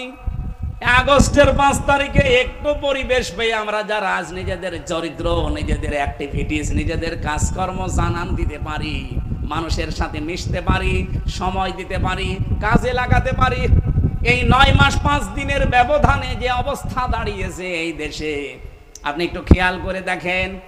এই দেশে এখন কমপক্ষে শুধু বাংলাদেশের সরকারি জরিপ ৮,৭৫,৮,৭৫,০০,০০০ মানুষ এখন মনে প্রাণে চাচ্ছে এদেশে ইসলাম কায়েম হোক। তাও অন্যান্য ইসলামী দল সব বাদ দিলাম, শুধুমাত্র একামতে দিন যারা করে, আমি বাংলায় বলছি জামাত ইসলামী, ৮,৭৫,০০,০০০। আমি আজকের রিপোর্ট পেয়েছি, এটা ইন্টারনেটে। এই দেশের সরকারি জরিপে এরা চাচ্ছে ৮,৭৫,০০,০০০, মানে ৯ কোটি মানুষ এখন চাচ্ছে দেশে ইসলাম কায়েম হোক। ইসলাম কায়েম হোক, সবাই তো এটা চায় না। তারা একামতে দিন যারা করে তারা চায়। তার মানে এই দেশে এখন একামতে দিনের নেতা কর্মী, সদস্য, শুভাকাঙ্ক্ষী ৯ কোটি প্রায়। এখানে অনেকেই মনে করছে না আমাদের আর হবে না, এই জন্য এখন পেছনে পেছনে উল্টা পাল্টা বাঁশ দেওয়ার জন্য লিখেছে ওই যে ৪৭, ৫২, ৭১। কেন? এগুলো যদি চেতনা হয় তো ২৪ কি চেতনা না? ওগুলোতে মানুষ মারা গেছে, ২৪-এ মানুষ মারা যায়নি। শুধু ওই ৭১, ওই ৪৭, ওই ৫২-র কথা তুলে আনেন কোন কারণে? আপনি ২৪-এর কথা তুলে আনতে পারেন না। কি দেখিয়েছেন এই ৯.৫ মাসে আপনি অ্যাক্টিভিটিস, আপনার চরিত্র দিয়ে, আপনার কাজকর্ম দিয়ে কি দেখালেন জাতিকে বলেন? আপনার দিকে মানুষ ঝুঁকতে চায় না, যেতে চায় না, কারণ আপনারটা কবুল হওয়ার মতো যোগ্যতা হয়নি। ওই দিন হাবিল বলেছিল ক্বালা ইন্নামা, এখানে যারা গ্রামার বোঝে জিজ্ঞাসা করেন ইন্নার পরে যদি মা যুক্ত হয় তাহলে বাংলা অর্থ দাঁড়ায় কেবলমাত্র, শুধুমাত্র, একমাত্র, মূলত, হবেই হবে, এইটাই, এরকম ২৭টা ২৯টা অর্থ আছে। ইন্নার পরে মা দিয়ে কাবিল হাবিল, হাবিল গ্যারান্টি দিয়েছেন কওয়ালা ইন্নামা, ভাই আপনি আমাকে মেরে ফেলতে চান, আপনারটা কবুল হয়নি, আপনাকে মানুষ ভালোবাসে না, আপনার কাছে যেতে চায় না, এজন্য আপনি আমাকেই মেরে ফেলবেন, ফেলেন। কিন্তু এই পৃথিবীতে শুধুমাত্র মুত্তাকি যারা, ইয়াতাকাব্বালুল্লাহু মিনাল মুত্তাকিন, দুনিয়ায় যারা মুত্তাকি হবে তাদেরটাই শুধু আল্লাহ কবুল করছে এবং করবে। এজন্য ইয়াতাকাব্বালু এটা মোজারে, বর্তমান ভবিষ্যৎ, প্রেজেন্ট ফিউচার। ও বাংলার মুসলমানেরা যত ষড়যন্ত্র করেন বিভিন্ন দাদাদের পরামর্শ নিয়ে, আমরা জানি এখন কত মানুষ কত জায়গা থেকে ফাঁদে পড়েছে, তাদের চরিত্রের ফাঁদে পড়েছে, বিভিন্ন সংস্থার ফাঁদে পড়েছে, বিভিন্ন দাদার ফাঁদে পড়েছে। এর আগে যারা ফাঁদে পড়েছিল তারা এখন মরেছে, আপনিও মরবেন। আপনি যদি মোকাবেলা করতে চান চরিত্র দিয়ে করেন, কাজ দিয়ে করেন। এই কথা বলেন না কেন? যাদের নামে উল্টা পাল্টা দোষ দেন, আরে ভাই আমি কোরআন সামনে নিয়ে বলছি, একটা দোষ দেখান তো যে তারা বিড়ি খায়, তারা সিগারেট খায়, তারা জেনা করে, তারা মদ খায়, তারা মানুষের কাছে চাঁদাবাজি করে, টাকা পয়সা মেরে খেয়েছে, বোনের সম্পদ দেয়নি, একটা দেখাতে পারলে আমি আজকে থেকে কথা বলা বন্ধ করে দেবো, দেখান। আর যারা ওই কথা বলে তাদের চরিত্রের দিকে আপনি তাকান, কুকুরও তো নিচে নামে না। হাবিল এমনি এমনি বলে না যে ভাই আপনি আমাকে মেরে ফেলতে পারেন, কিন্তু আল্লাহ কবুল করে থাকে শুধু মুত্তাকিদের ইবাদত বন্দেগী কাজ কারবার অ্যাক্টিভিটিস। এখন মুত্তাকি কি? ওই যে বাংলা বললাম যে যোগ্যতা অর্জন করা লাগবে। ফাত্তাবিউস সিরাতাল আযম, মুসলিম শরীফের হাদিস। নবীজি বলেন তুমি যখন দেখবে যেই দলের দ্বারা তাড়াতাড়ি ইসলাম কায়েম করা সম্ভব, তোমরা চোখ কান বুঝে ওই দলকে সাপোর্ট করবা, পেছনে থাকবা। এই হাদিস এখন আমি বানালাম। বলেন ফাত্তাবিউস সিরাতাল আযম, অনুসরণ করো তাদেরকে, তাদের পেছনে থাকো যাদের দ্বারা সম্ভাব্য দ্রুত ইসলাম কায়েম হওয়া সম্ভব। বাংলাদেশে ৭৩টার উপরে দল আছে। আপনি নিজের মন থেকে বলেন এই দেশে দ্রুত একেবারে মসজিদ থেকে সংসদ পর্যন্ত সেক্টরে সেক্টরে চালাতে পারে এই দেশের কোন দল, আপনি সেটাকে সাপোর্ট করবেন। যোগ্যতা সম্পন্ন হওয়া লাগবে মসজিদ থেকে একেবারে সংসদ পর্যন্ত প্রত্যেকটি সেক্টরে যারা আছে এরকম সৎ থেকে জীবন যাপন করছে এই ৫৪ বছরে এবং সামনেও করতে পারবে। আদেশ দিয়ে গেলাম এবং অনুরোধ করে গেলাম আপনি এই কোরবানিটা এবার করেন, নাই তো কাবিলের মতো আপনি যতই হাব ভাব দেখান না কেন মেরে ফেলতে পারবেন কিন্তু কবুল হবে না।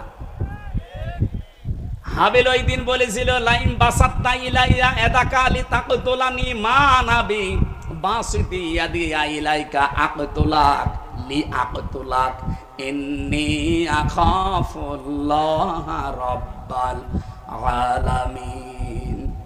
আপনি যদি হাত প্রসারিত করেন, আজ কত মানুষ বিভিন্ন জায়গা থেকে হাত প্রসারিত করতে আসে ইসলামের দিকে। ও বাংলার মুসলমানেরা খুব চিন্তা ভাবনা করে বলছি, অনেক কিছু ভেবে চিনতে বলছি, আপনি কিন্তু আবার মার খাবেন। ১৫.৫ বছর না, এবার ৩২ বছর মার খাওয়া লাগবে। এই জন্য সব বাদ দিয়ে দেন, কার আকীদা ভালো কার আকীদা খারাপ ওগুলো বাদ দেন। অন্তত মুসলিম যারা এক হয়ে যান। কথা বলছে না কেন? এই দেশের নাগরিক আমরা যারা বৈধ তারা এক হয়ে যান, নয়তো যা আরম্ভ করেছে বিশ্ব।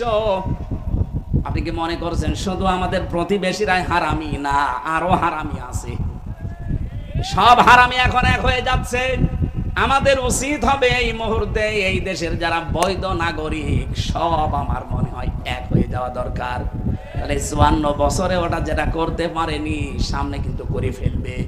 আমরা এখন সাবধান হব, যে যা করছে মুখ বন্ধ রাখবো।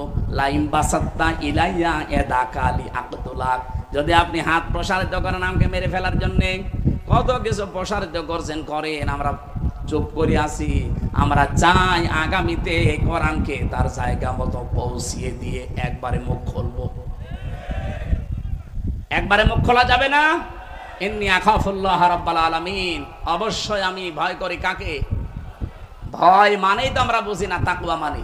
এই একটা ব্যাখ্যা বললাম তাকওয়ার যোগ্য। সুতরাং এই মসজিদ থেকে সংসদ পর্যন্ত যারা যোগ্য আপনি তাদের পেছনে থাকবেন, এদেরটাই কবুল হওয়ার সম্ভাবনা সবচাইতে বেশি। ২ নম্বরে তাকওয়ার ব্যাখ্যা হচ্ছে নিষিদ্ধ কাজ আল্লাহর যেটা যেটা আছে শুধু ছেড়ে দেবেন না, ওটা ঘৃণা করে ছেড়ে দেবেন, এর নাম তাকওয়া। আল্লাহর নিষিদ্ধ কাজ এই দেশে আছে না? এই কথা বলে না কেন? এই যে মোবাইল, কম্পিউটার, ল্যাপটপ, টেলিভিশনে যারা এমন এমন জিনিস দেখেন যেটা অন্য দেখলে আপনার লজ্জা লাগে, নিজে নিজে দেখলে ভালো লাগে, আরাম লাগে, আনন্দ লাগে, এটা পাপ। এরকম কোন দৃশ্য যদি সামনে চলে আসে, আজকে থেকে তওবা করেন যে না, আমি ওই রকম কিছু আর দেখবো না। ঘৃণা করে ছেড়ে দেবেন, দেখবেন একটা অনির্বচন সুখ, আলাদা একটা শান্তি আল্লাহ আপনাকে দান করবে। পরকীয়া প্রেম যারা করেন না, এই এলাকায় সব নেই, এই মুহূর্তে নিজেকে কন্ট্রোল করেন ভাই। মেয়েলি বিষয় এটা কিন্তু শয়তানের মারাত্মক একটা জাল। ইন্না কায়দা কুন্না আযীম। আল্লাহ মেয়েদের চক্রান্তকে বলেছে এটা ভয়ঙ্কর, আর শয়তানের চক্রান্তকে বলেছে ইন্না কায়দা শাইতানি কানা দাঈফা। দুর্বল না দাঈফ, একেবারেই দুর্বল শয়তানের চক্রান্ত। এজন্য মেয়ে লোকের ফাঁদে যদি কেউ পড়ে যান, মোবাইলে হোক, কম্পিউটারে হোক, বিভিন্ন কায়দায়, ফেসবুকে, ইমোতে, মেসেঞ্জারে, এক্ষুনি থেমে যান। আপনি টের পাচ্ছেন না? ওই যে বিভিন্ন সাংবাদিক মাঝে মাঝে রেকর্ড করে রাখে, দেখেন না, ছেড়ে দেয়। টাকলা মোরাদের মাত্র 6 মিনিট 32 সেকেন্ড ফাঁস হয়ে সব হারিয়েছে। আর আমাদেরও যদি ফাঁস হয়ে যায় না, সব হারিয়ে ফেলবে। এজন্য অনেকেই এখন চুপ করে আছে, কারণ এদের অনেক কিছু রেকর্ড হয়ে আছে। কিন্তু আমাদের তো আর রেকর্ড নেই, আপনি কি ফাঁস করবেন? চরিত্র যাদের ঠিক আছে এদের তো কিছু রেকর্ড নেই, যাদের চরিত্র শেষ তাদের তো রেকর্ড আছে। এই জন্য চরিত্রকে ঢেকে রাখার জন্য এখন এই হাবিলের মতো মানুষ যারা তাদের বিরুদ্ধে অপপ্রচার আরম্ভ করেছে, তাদের উপরে তীর নিক্ষেপ করা আরম্ভ করেছে। আল্লাহ আমাদের সামনের এই কোরবানি আমরা যেন তাকওয়া অর্জন করি, আল্লাহর নিষিদ্ধ কাজগুলো ঘৃণা করে ছেড়ে দেওয়ার মাধ্যমে এই কোরবানি সামনে দিতে পারি। বলেন আমিন। 4টা কাজ যদি জীবনে কেউ করতে পারে তার কোরবানি কবুল হবে। 1 নম্বরে আল্লাযীনা ইযা যুকিরাল্লাহু ওয়াজিলাত কুলুবুহুম ওয়াস-সাবিরিনা আলা মা আসাবাহুম ওয়াল মুকিমিস সালাত ওয়া মিম্মা রাযাকনাহুম ইনফিকুন। সূরা হজের 35 নম্বর আয়াত। আপনারা এই আয়াতগুলো বাড়িতেছে একটু মিলিয়ে দেখবেন, কোরবানি আপনি সামনে যেটা দিচ্ছেন বা দেবেন এটা কবুল হবে কিনা। তিরমিজি শরীফের হাদিস, নবীজি বলেন 3টা জায়গায় যদি কেউ সম্পদ খরচ করে, সময় ব্যয় করে, কিয়ামতের দিন তার হিসাব আল্লাহ নেবেন না। 1 নম্বরে কোরআনে কারীম প্রসারে প্রসারে কায়েমে। কেউ যদি কোরআন শিক্ষায়, কোরআন প্রসারে, কোরআন কায়েমে, এই 3টা জায়গায় সম্পদ ব্যয় করে, সময় ব্যয় করে, কিয়ামতের দিন তার হিসাব আল্লাহর কাছে দেওয়া লাগবে না। আপনি কি কথা বুঝতেছেন? কি বললাম আপনি টের পেয়েছেন? এ বাংলাদেশে বহু মানুষ আমরা কোরআন শিক্ষায় আমাদের সময় সম্পদ ব্যয় করতে রাজি আছি, কোরআন প্রসারে প্রসারে আমাদের সময় সম্পদ ব্যয় করতে রাজি আছি, কিন্তু কোরআন কায়েমে আমাদের সময় এবং সম্পদ ব্যয় করতে আমরা অনেকে রাজি না। এমনকি অনেকে আলেম পর্যন্ত বলে না, আমি কোনো ঝামেলাই নেই। আপনি এরকম কথা বলতে পারে? যে মানুষগুলো এই দেশে মনে করেন যে আমি নামাজ পড়ি, রোজা রাখি, আমার বউ পর্দা করে, আমার তো বাকিগুলো ঠিকই আছে, তারপরও এসব দলদারি করা লাগবে, কোরআন প্রতিষ্ঠার জন্য এই ঝামেলার পথ আবার যাওয়ার দরকার কি? আমার মনে হয় তারা নবীজির এই নবুয়তের জিন্দেগি 23 বছরের 13 বছর মানে 10 বছর মানে না। কি কথা বললেন না কেন? নবীজির 23 বছরের জীবনে 13 বছর আপনি মেনে নিলেন, আর 10 বছর মানা লাগবে না? উনি যেই দিন নবুয়ত পেয়েছেন ওই দিন থেকে ইন্তেকাল পর্যন্ত এই 23 বছরের জীবনে যদি 1 সেকেন্ডও কেউ অবিশ্বাস করে, যদি ঠাট্টা করে, বিদ্রুপ করে, খারাপ কথা বলে, যালিকা বিআন্নাহুম কারিহু মা আনজালাল্লাহু ফাআহবাতা আমালাহুম। কারিহু শব্দটা আছে সূরা মুহাম্মদের 9 নম্বর আয়াত। এটা যেটা আমি আপনাকে দিয়েছি, আপনার প্রতি নাজিল করলাম, এগুলো যদি কেউ একটা কথা মানে না এমন না, যদি অপছন্দ করে, ফাআহবাতা আমালাহু, আমার পেছনের কোনো আমল আর থাকবে না, সব নষ্ট হয়ে যাবে। এদেশে বহু মানুষ আমরা দেখি বুঝে না বুঝে এরকম অনেক কথা বলে ফেলে। কি কথা বলে না কেন? আমরা এরকম কোনো কথা বলবো না, সাবধান থাকবেন। এটা তো আর এই মুখের কথা যে থুক্কু এরকম জিনিস না। এই জন্য এজন্য সাবধান হওয়া লাগবে। আল্লাহর কোন বিধান যেগুলো এই 23 বছরে নাযিল হয়েছিল, আপনি বলেন উনি এর আগেও 23 বছর চেষ্টা চালিয়েছিলেন, 17 থেকে 40 কত হয় বলেন বলেন? 23। উনি 17 বছর থেকে হিলফুল ফজল গঠন করার মাধ্যমে 40 বছর একাধারে এই 17-23 বছর চেষ্টা চালালেন। শান্তি তো কাঙ্ক্ষিত মানের আনতে পারেননি, কিছুই হয়নি। হ্যাঁ, কিছু উপকার হয়েছিল মানব জীবনে, কিন্তু এই মানুষটা যখন 40 বছরে কোরআন পেলেন, এটা হাতে নিয়ে শুধু পড়ার ভেতরে সীমাবদ্ধ রাখেননি, শুধু প্রচারের ভেতরে সীমাবদ্ধ রাখেননি। তিনি যখন বললেন যে এটা আমি কায়েম করে দেখাতে চাই, এমনকি দেখিয়েও তিনি 10 বছর এটা দিয়ে রাষ্ট্র চালিয়েছেন। সর্বশেষ তিনি বলতে পেরেছিলেন খায়রুল কুরুনি করনি, আমার যুগ শ্রেষ্ঠ যুগ। এ কথা এমনি বলা যায়নি, 10 বছর এটা দিয়ে চালানো লেগেছে। তারপরে তিনি বলতে পেরেছিলেন খায়রুল কুরুনি করনি, যেটা প্রত্যেক জুমার দিন দ্বিতীয় খুতবা ইমাম সাহেবরা আমাদেরকে আরবিতে শোনায়। আমরা হয়তো আরবি ওইভাবে বুঝি না, এই জন্য কোনোদিন চিন্তা ভাবনা করি নাই। এইটাই বলে আরবিতে যে আমার যুগ শ্রেষ্ঠ যুগ। যেটার মাধ্যমে হয়েছিল ওইটার শিক্ষায় আপনি ব্যস্ত, ওইটার প্রচার প্রসারে ব্যস্ত, কিন্তু ওটা যে কায়েম করা লাগবে ওটার কথা শুনলে আপনার মাথায় আগুন ধরে যায়। উল্টাপাল্টা ভাবনা ভাবেন, চিন্তা ভাবনা নিয়ে আসেন, আপনার পেছনের আমল আছে। এজন্য সাবধান করলাম এরকম কোন কাজে যেন কেউ অন্তত জড়িত না হয়। আমি বহু আলেমকে বলতে শুনেছি এই 15.5 বছরে যে আমি নামাজ পড়ি, রোজা রাখি, আমার বউ পর্দায় থাকে, আমার ব্যবসা হালাল, আমি হজ করে এসেছি, ওই দলমল ঝামেলায় আমি নেই, আমি ভালো। আপনি ভালো, আমিও জানি। আমি কি নবীর চাইতে ভালো? কথা বললেন না? নবীজি তো রাষ্ট্রপ্রধান ছিলেন 10 বছর একাধারে। উনি যদি রাজনীতি না করবেন তো রাষ্ট্রপ্রধান হইলেন কি করে? আমাদের এখন যেটা আছে এটাও তো রাজনীতি করা লোক না, তারপরেও রাষ্ট্রপ্রধান হয়ে আছে। কি কথা বলেন না কেন? উনি অ্যাক্টিভ, সারা জীবন রাজনীতি ওইভাবে করেছেন না। যেহেতু যে দলের সাপোর্টে তিনি ছিলেন ওই দলটাই যেহেতু নিষিদ্ধ হয়ে গেছে, আমরা চাই এই নিষিদ্ধ দলের মানুষকে দেশে আর রাষ্ট্রপতি রাখা, এইটাও একটা নিষিদ্ধ কাজ। আপনি কি কথা বোঝেন? আমরা চাই যে নিষিদ্ধ দলের সাপোর্টে যারা ছিল এই মানুষগুলো যদি এখন রাষ্ট্রের কোনো জায়গায় থাকে, তারাও তো নিষিদ্ধ হয়ে গেছে। তাদের দল যেহেতু নিষিদ্ধ, তারা নিষিদ্ধ না? আপনি কোন আইনের ভিত্তিতে, কোন সংবিধানের দোয়াই দিয়ে তাহলে থাকবেন আপনি রাষ্ট্রপতি বলেন?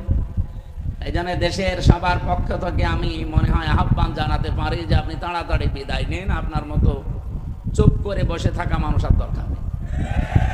এত বড় অবৈধ কাজ 15.5 বছরে দেখার পরও যখন আপনি চুপ করেছিলেন, কারণ নামই তো আপনার চুপ, আপনি চুপ করেই থাকেন। আপনি চুপ করে থাকার কারণেই তো আমরা জাহান্নামে যাচ্ছিলাম। এই জন্য ওনারে বাদ দিয়ে আমার একটা মনে হয় এই বাংলাদেশে এখন অন্তত কিছুদিনের জন্য ডক্টর মোহাম্মদ ইউনূস ওনাকে রাষ্ট্রপতি, আর সাংবাদিক মাহমুদুর রহমানকে কিছুদিনের জন্য রাষ্ট্রপ্রধান, প্রধানমন্ত্রী, এই কিছুদিন এগুলো বানিয়ে রাখেন। আর বাকি যেগুলো উপদেষ্টা আছে ও ছাতার কোনো কাজ নেই, কাম নেই, আন্দাজে খালি সরকারি গাড়ি চড়ে বেড়ায়। বলেন তো এদেশে মেম্বার, চেয়ারম্যান, মেয়র, এমপি ছাড়া যদি দেশ চলতে পারে, যে উপদেষ্টা কি দরকার? ও শুধু ডক্টর মোহাম্মদ ইউনূসকে দায়িত্ব দিয়ে দেন, আর সাংবাদিক মাহমুদুর রহমানকে কিছুদিন দেন, দেখেন একেবারে দেশ টাইট হয়ে যাবে। আজকেই লিখেছে পত্রিকায়, আপনারা দেখেছেন, বাংলাদেশে আওয়ামী লীগ নিষিদ্ধ হওয়ার কারণে সবচাইতে বেশি উদ্বেগ প্রকাশ করেছে ভারত। আরে ভাই, আপনার অসুবিধা কি? আপনার কি সেই নেশা এখনো কাটে নাই? এতদিন যে নেশায় ছিলেন ও নেশায় কি এখনো আছেন? ওই যে একটা মলম সাংবাদিক কি যেন হকার ময়ূখ মাঝে মাঝে লাফিয়ে লাফিয়ে বলতো না যে আমরা এই যে চট্টগ্রামের এই 3 জেলা আমরা প্রায় নিয়ে নেব, কারণ ফেনী থেকে চট্টগ্রামের মাঝে একটা চিকন রাস্তা, তো এটা ব্লক করে দিয়ে ওইটা আমরা নিয়ে নেব। আরে ভাই, আপনি কি যৌতুক নেবে? আর মেয়ে তো পালিয়ে গেছে, ও মেয়ের বিয়েই তো মানি না। পালানো মেয়ের আবার যৌতুক কিসের? পালানো মেয়ের যৌতুক হয়? মেনে নেব তারপরে তো। আর আমরা তো মানবো না, কারণ যার সাথে গেছে ওর সাথে তো বিয়ে দেওয়া জায়েজ নেই যতদিন মুসলমানই দেওয়া না হবে। আর দাদার এখন যে বয়স, এমনি পাকিস্তানের সাথে নাকানি জবানি খেয়ে ওর সব কিছু গুটিয়ে গেছে। এখন এই বয়সে যদি আপনি মুসলমানই দিতে চান, এই বুড়ো হাসাম পাবেন কোথায়? বুড়ো হাসাম দিয়ে এখন যদি মুসলমানই দিতে চান, আমার মনে হয় অনেক হাসাম আছে, দেখা যাচ্ছে ওই আঁকা কাটতেছে, গোড়া কেটে ফেলেছে। জীবনের মতো শখ মিটে যাবে দাদা। এমনি ভারতের সংসদে এখন দাদার জীবন শেষ করে ফেললো বিরোধী দলীয়। তারা এখন বলছে কিত কিত কিত কিত কিত কিত। কি করলেন আপনি? দেশটা ডুবিয়ে মারলেন। আমার মনে হয় এই লোকটার যদি লজ্জা থাকতো, ও হার্ট স্ট্রোক করে মরেছে। কিন্তু লজ্জা নেই তো, গরুর মদ খাওয়া জাতি। হিন্দু ভাইদেরকে আমরা সম্মান করি, কিন্তু উগ্রপন্থী যারা, তাদেরকে ঘৃণা করি আমি। হিন্দু যারা আছেন তাদেরকে ওয়েলকাম জানাচ্ছি, স্বাগতম জানাচ্ছি। কোরআনের অনুষ্ঠানে আপনারা আসেন, কারণ এই কোরআন শরীফ আপনাদের ধর্মের মতো শুধু ঠাকুর আর পুরোহিত পড়বে তা না। এটা হাদা বায়ানুল লিন্নাস, মানুষ যারা তাদের জন্য। কিন্তু ওদেরকে আমরা মানুষ মনে করি না, যারা উগ্র, যারা সন্ত্রাসী। কতগুলো মুসলমানের বাড়ি ঘর আপনি ভেঙে দিলেন ধোয়া ধোয়া তুলে, এমনকি আল্লাহর ঘরে পর্যন্ত আপনারা হাত দিয়েছেন। এ পৃথিবীর ইতিহাস পাল্টিয়ে ফেলেছে এই উগ্রপন্থী এই হিন্দুরা। এই জন্য তামাম দুনিয়া তাদেরকে ঘৃণা করে। সৌদি আরবের কাছে কল দিয়েছিল মোদি, যে যুদ্ধটা থামান। সৌদি বলছে না, আমরা পারবো না। আমেরিকার কাছে গেছি। আমার মনে হয় আমেরিকা যদি বলতে পারবো না, ও এমনিতেই পাগল হয়েছে। যে হচ্ছে কি, 3 দিনে যেভাবে ক্ষতি হয়ে গেছে ওদের, এখন দাঁড়াতে 50 বছর লাগবে। তলে তলে অনেক কিছু ওরা হারিয়ে ফেলেছে অলরেডি। এদেরকে মুরগির বাচ্চার মতো যখন একেবারে সর্বশান্ত করে একটার পর একটা লাশ সাজিয়ে রেখেছে। পৃথিবীতে সবচাইতে বেশি ভয় যারা উগ্র হিন্দু মুশরিক, যারা শিরকে ব্যস্ত, এই মানুষগুলো সবচাইতে বেশি মৃত্যুকে ভয় করে। এটা আমি বানালাম, আমি নিজে দেখেছি, এবং কোরআনেরও এই কথায় ওয়ালা তাজিদান্নাহুম আহরাসান নাসি আলা হায়াতি ওয়া মিনাল্লাযিনা আশরাকু। হে নবী, লামে তাকিদ নুনে সাকিলা দিয়েছি। অবশ্যই আপনি দেখতে পাবেন এই পৃথিবীতে যারা মুশরিক, জীবনের প্রতি সবচাইতে বেশি আশঙ্কা এবং আসক্তি তাদের বেশি। আমাকে যখন 17, 18, 19, 20 সালে এলাকায় ঢুকতে দিত না, অধিকাংশ সময় আমি ভারতে থাকতাম। কলকাতা, আসাম, মিজোরাম, ত্রিপুরা দিয়ে বহু জায়গা আমি ঘুরেছি। ওদের সাথে মেশার সুযোগ আমি পেয়েছি। আমি দেখেছি সবচাইতে বেশি ভয় করে তারা মরণকে। যদি কোনো মুশরিককে আপনি একটু ভয় দেখাতে পারেন, ওই মেরে ফেলবো, কিন্তু ও আপনাকে বাপ না দুলা ভাই ডাকবে। এখানে যখন একটা একটা করে মরে যাচ্ছিল, তখন কিন্তু ভয় পেয়ে গেছে যে হচ্ছে কি। আর পাকিস্তানের যে সৈন্যগুলো এসেছিল, এরা মরণের ভয় না, লিখিত সই দিয়ে এসেছিল যে আমরা বুনিয়ানুম মারসুস, সীসা গলা প্রাচীরের মতো ঐক্যবদ্ধ হয়ে সই করে সিগনেচার দিয়ে তারপরে তারা আল্লাহর নামে বিদায় নিয়েছে যে আমি মরবো না হয় মারবো। কোরআনে কারিমে আল্লাহ এই আয়াতই দিয়েছেন এইভাবে, ইউকাতিলুনা ফি সাবিলিল্লাহি ফায়াকতুলুনা ওয়া ইউকতালুন। তারা লড়াই করে, সংগ্রাম করে আমার আল্লাহর রাস্তায়, হয় মারে নাই মরে। আগে মরে তারপরে মারে, কথা আল্লাহ দেননি। আগে মারে এরপরে মরে। আপনি যদি না মারতে পারেন, মরবেন কিভাবে? এই জন্য মারা লাগবে আগে, এরপরে মরার কথা। আর আমরা যদি আগেই মরে যাই, এই জন্যই তো 54 বছর আমরা দাঁড়াতে পারি না। এখন একটা উদ্যোগ অলরেডি নিয়েছে, যেটা একটা আশার আলো দেখতে পাচ্ছি। বিশ্বনবী নিজে তার বাড়িটা ছিল খেড়ের ছাউনি। আপনি দেখেছেন, ইতিহাস পড়েন, সিরাত ইবনে হিশাম, নবীজির বাড়ি ঘর ছিল খেজুর পাতার পাটি দিয়ে, কিন্তু বাড়ির সামনে সব সময় 24 ঘন্টা 9টা ঘোড়া বাঁধা থাকতো। এই ঘোড়াগুলো খেলা করার জন্য বেঁধে রেখেছিলেন। আজ বিশ্বের 57টা দেশ মুসলিম। আমরা যদি সত্যি এগিয়ে যেতে পারতাম ওদের মতো একটু, কোরআনে কারিমে আমার আল্লাহ সূরা আনফালের 60 নম্বর আয়াতে জানিয়েছেন, ইন্না ইদ্দাতা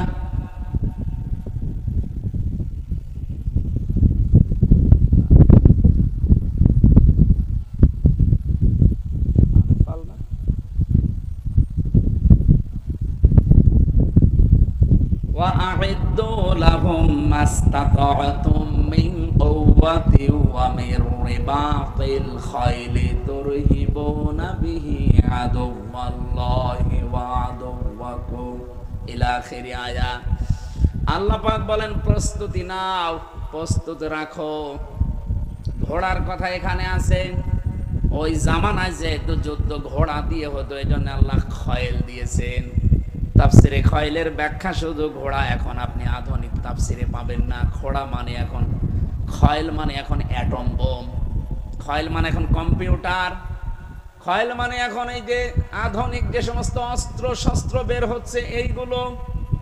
হে নবী, ওরা ইসলাম ধ্বংস করার জন্য যেগুলো ব্যবহার করছে, আপনি উল্টিয়ে ওইটা ইসলামের পক্ষে কাজে লাগান।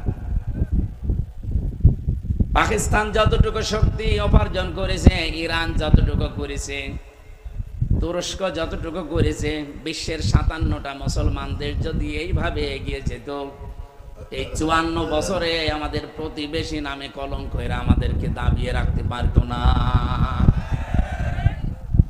এজন্য আমাদের উচিত 18 কোটি মানুষ, আমার মনে হয় এখন দরকার হয় 3 বেলার জায়গায় 2 বেলা খাওয়া দরকার। 1 বেলা টাকা বাঁচান, রাষ্ট্রে জমা দিয়ে অন্তত রাষ্ট্রকে একটু স্বনির্ভর, একটু শক্তিশালী করে তুলেন। 500টা যদি আমরা ওরকম নামি দামি রাফায়েলের মতো জিনিসপত্র কিনে রাখতে পারি, ওদিকে আমাদের 53-54 বছরে যাদের সাথে আন্দাজে শত্রুতা করে আসি, তাদের দোষ ছিল, সেগুলো 71 সালে মিটে গেছে। এই মানুষগুলো এবং এখানে এরা আর আশপাশে মুসলিম দেশগুলো সত্যি যদি একটু অ্যাক্টিভ হয়ে থাকে, আমি মালয়েশিয়া দেখলাম 2004 সাল থেকে তারা দাঁড়িয়ে গেছে। সিঙ্গাপুরে যারা আছে, একটা জোলা এলাকা, মাছ ধরে খায়, চারিদিকে সাগর, অথচ দেশটা দাঁড়িয়ে গেছে।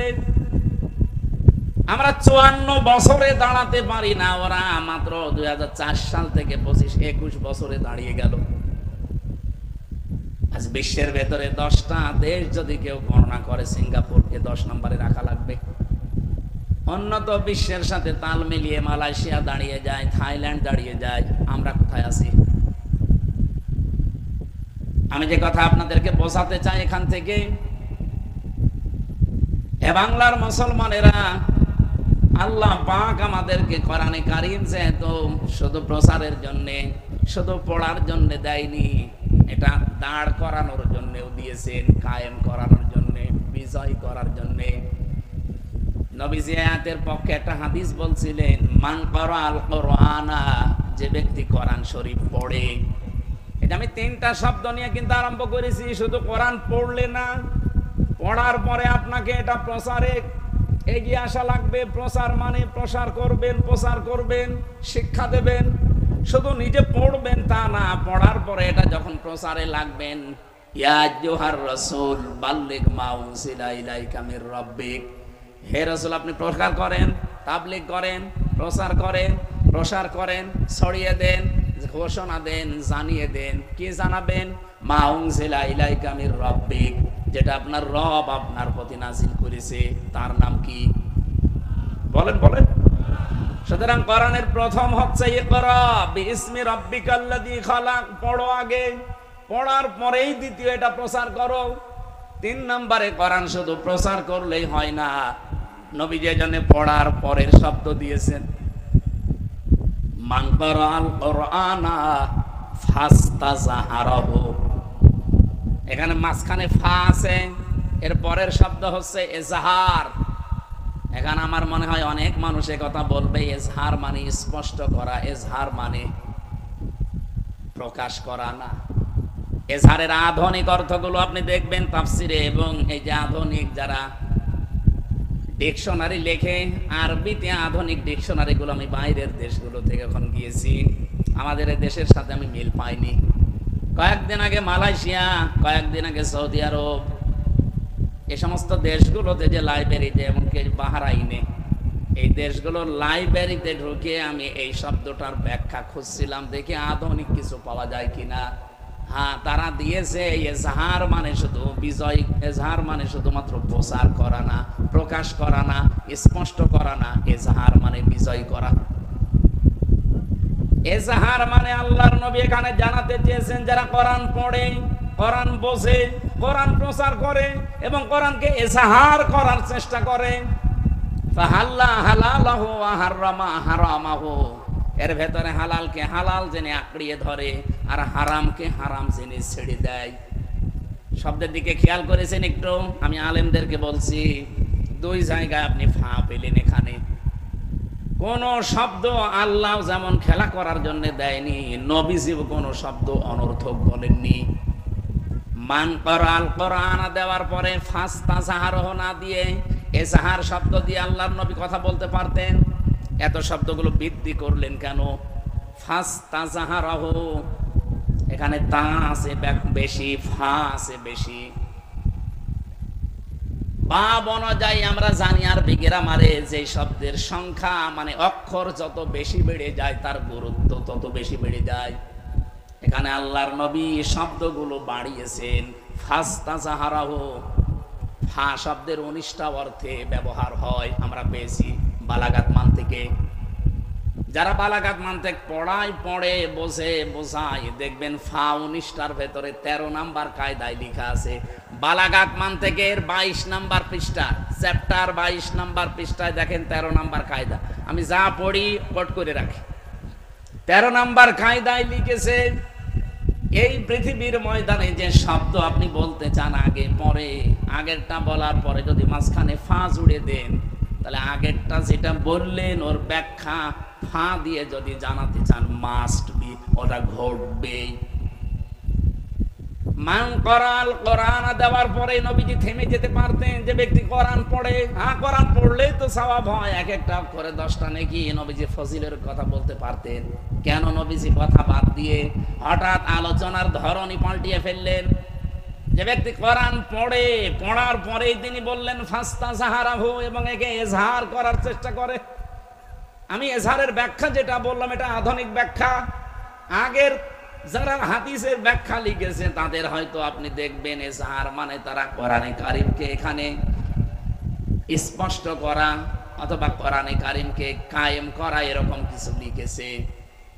আধুনিক ব্যাখ্যা যারা দেয় তারা লিখেছে ফাস্তাজাহারাহু মানে কোরআনকে বিজয় করা। কারণ কোরআন বিজয় যদি না হয়, পরের 2টা শব্দ আপনি দুনিয়ায় কার্যকর অবস্থায় দেখতে পাবেন না। আমি কি বলছিলাম? আগের শব্দকে বোঝানোর জন্য পরে যেটা আল্লাহর নবী বা আল্লাহ জানাবেন, ওখানে মাঝখানে ফা দিয়ে জানাতে চান যে পরের এই শব্দগুলো যদি কেউ মানতে চায়, আগের অবস্থার সাথে মিল করা লাগবে। কোরআন পড়ে আর কোরআনে কারিমকে যারা বিজয়ী করার চেষ্টা করে, কোরআন যদি বিজয়ী হয়ে যায় তাহলে হালালকে হালাল, হারামকে হারাম মানা সহজ। আর কোরআন যদি বিজয় না থাকে, হালালকে হালাল জেনেও আপনি মানতে পারবেন না, হারামকে হারাম জেনেও আপনি ছেড়ে দিতে পারবেন না। এমন জায়গা বাংলাদেশে ছিল না? এই কথা নাম ধরা লাগবে। কোরআন যেহেতু 54 বছর আমরা বিজয়ী শক্তি হিসাবে দেখতে পাইনি, এজন্য আমরা চেষ্টা করলেও হালালকে হালাল জানার পরও আঁকড়িয়ে ধরতে পারি নাই। এমন জায়গা ছিল না? এই কথা বলেন না কেন ভাই? এমনকি হারামকে আমি দেখছি হারাম, জানছি হারাম, ছেড়ে দেওয়া সম্ভব হয়নি, এমন জায়গাও ছিল। এই জন্যই কোরআন এজহার করা লাগবে। নবীজি বলেন আদখালাহুল্লাহুল জান্নাহ, আল্লাহ যেন তাকে জান্নাতে দেবে না দিয়েছে। এটা মাজির সিগা। আদখালা ইদখিলু, নবীজি যদি মোজারে দিতেন তাহলে বর্তমান, ভবিষ্যৎ, প্রেজেন্ট, ফিউচার শব্দ নিয়ে আসতে পারতাম। আদখলা দিয়ে নবীজি জানিয়েছেন আদখলাহুল্লাহুল জান্নাহ, আল্লাহ যেন তাকে জান্নাতে দিয়েই দিয়েছে। আমার প্রশ্ন হচ্ছে, মানুষকে এখন আমরা মারা গেছি, বলেন বলেন, আমি জান্নাতে যাব কি করে? আমি তো মরবো আগে, এরপরে তো জান্নাতের প্রশ্ন। নবীজি যে আদখলা দিয়ে দিলেন। হাদিসের ব্যাখ্যা করতে গিয়ে যারা আধুনিক ব্যাখ্যাকার মুহাদ্দিসিন কিরাম লিখেছেন, সত্যি যদি কোরআনে কারীম এজহার হয়ে যায় কোন এলাকায়, কার মানে প্রতিষ্ঠিত হয়ে যায়, বিজয়ী শক্তি হিসাবে থাকে, আর ওই দেশের মানুষ যদি হালালকে হালাল জেনে আঁকড়িয়ে ধরতে পারে, হারামকে হারাম জেনে যদি সত্যি ছেড়ে দিতে পারে, তাহলে আদখালাহুল্লাহুল জান্নাহ, আল্লাহ তোমাকে জান্নাতে দিয়ে দিয়েছে।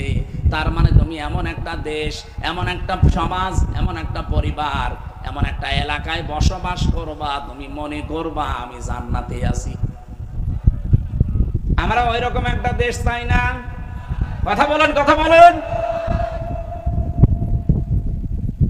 এর পরের হাদিসের এর পরের শব্দগুলো নিয়ে আলেমদের ভেতরে মতভেদ আছে, এজন্য আমি পরের শব্দগুলো বলি না সচরাচর।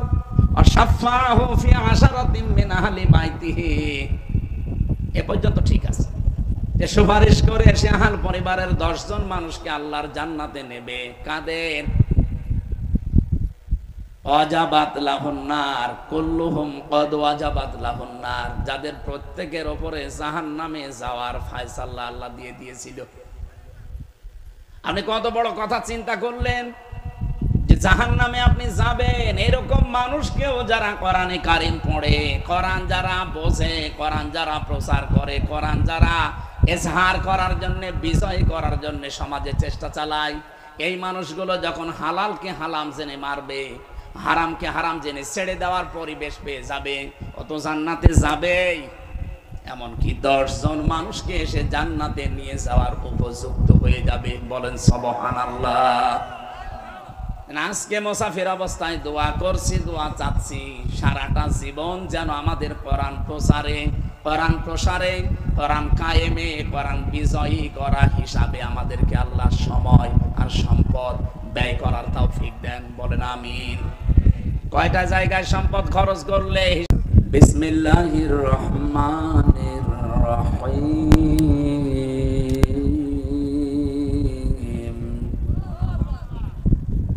লান তানালুল বিররা হাত্তা তুনফিকু মিম্মা তুহিব্বুন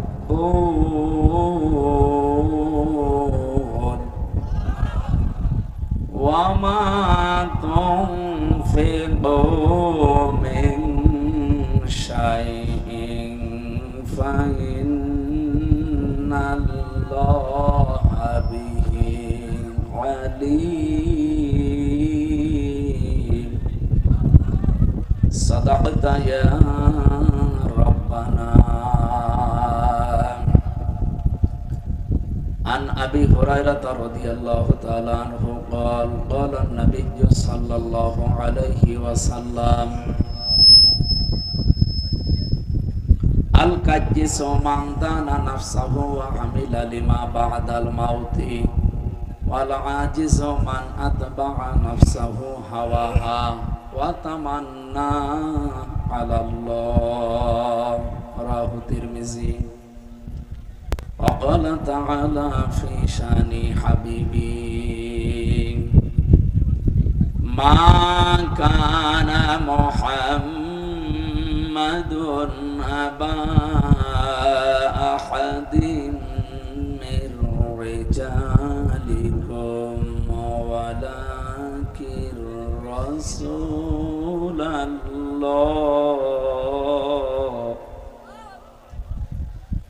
ولكن رسول الله وخاتم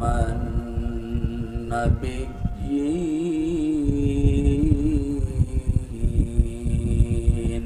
اللهم صل على سيدنا مولانا محمد وعلى آل سيدنا مولانا محمد الحمد لله سبحانك لا علم لنا إلا ما علمتنا إنك أنت العليم الحكيم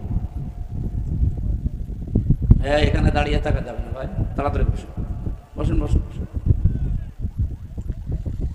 খুলনা জেলার পাইকগাছা থানার অন্তর্গত কফিলমণি হাওলি মাঠ প্রাঙ্গণে তাফসীরুল কোরআন মাহফিলের স্বনামধন্য সভাপতি বিশিষ্ট আলেমে দ্বীন আলহাজ মাওলানা আবুল হোসেন মোড়ল দামাত বারকাতুহুমুল আলিয়া বলেন আমিন। মাহফিলের প্রধান অতিথি শাইখুল মাশায়েখ বাংলাদেশ জামাতি ইসলামীর কেন্দ্রীয় কর্মপরিষদ সদস্য খুলনা অঞ্চল সহকারী পরিচালক বিশিষ্ট আলেমে দ্বীন রাজনীতিবিদ জনাব মাওলানা আবুল কালাম আজাদ আতালাল্লাহু উমরাহু ওয়া বারাকাল্লাহু ফি হায়াতি, সকলে বলেন আমিন।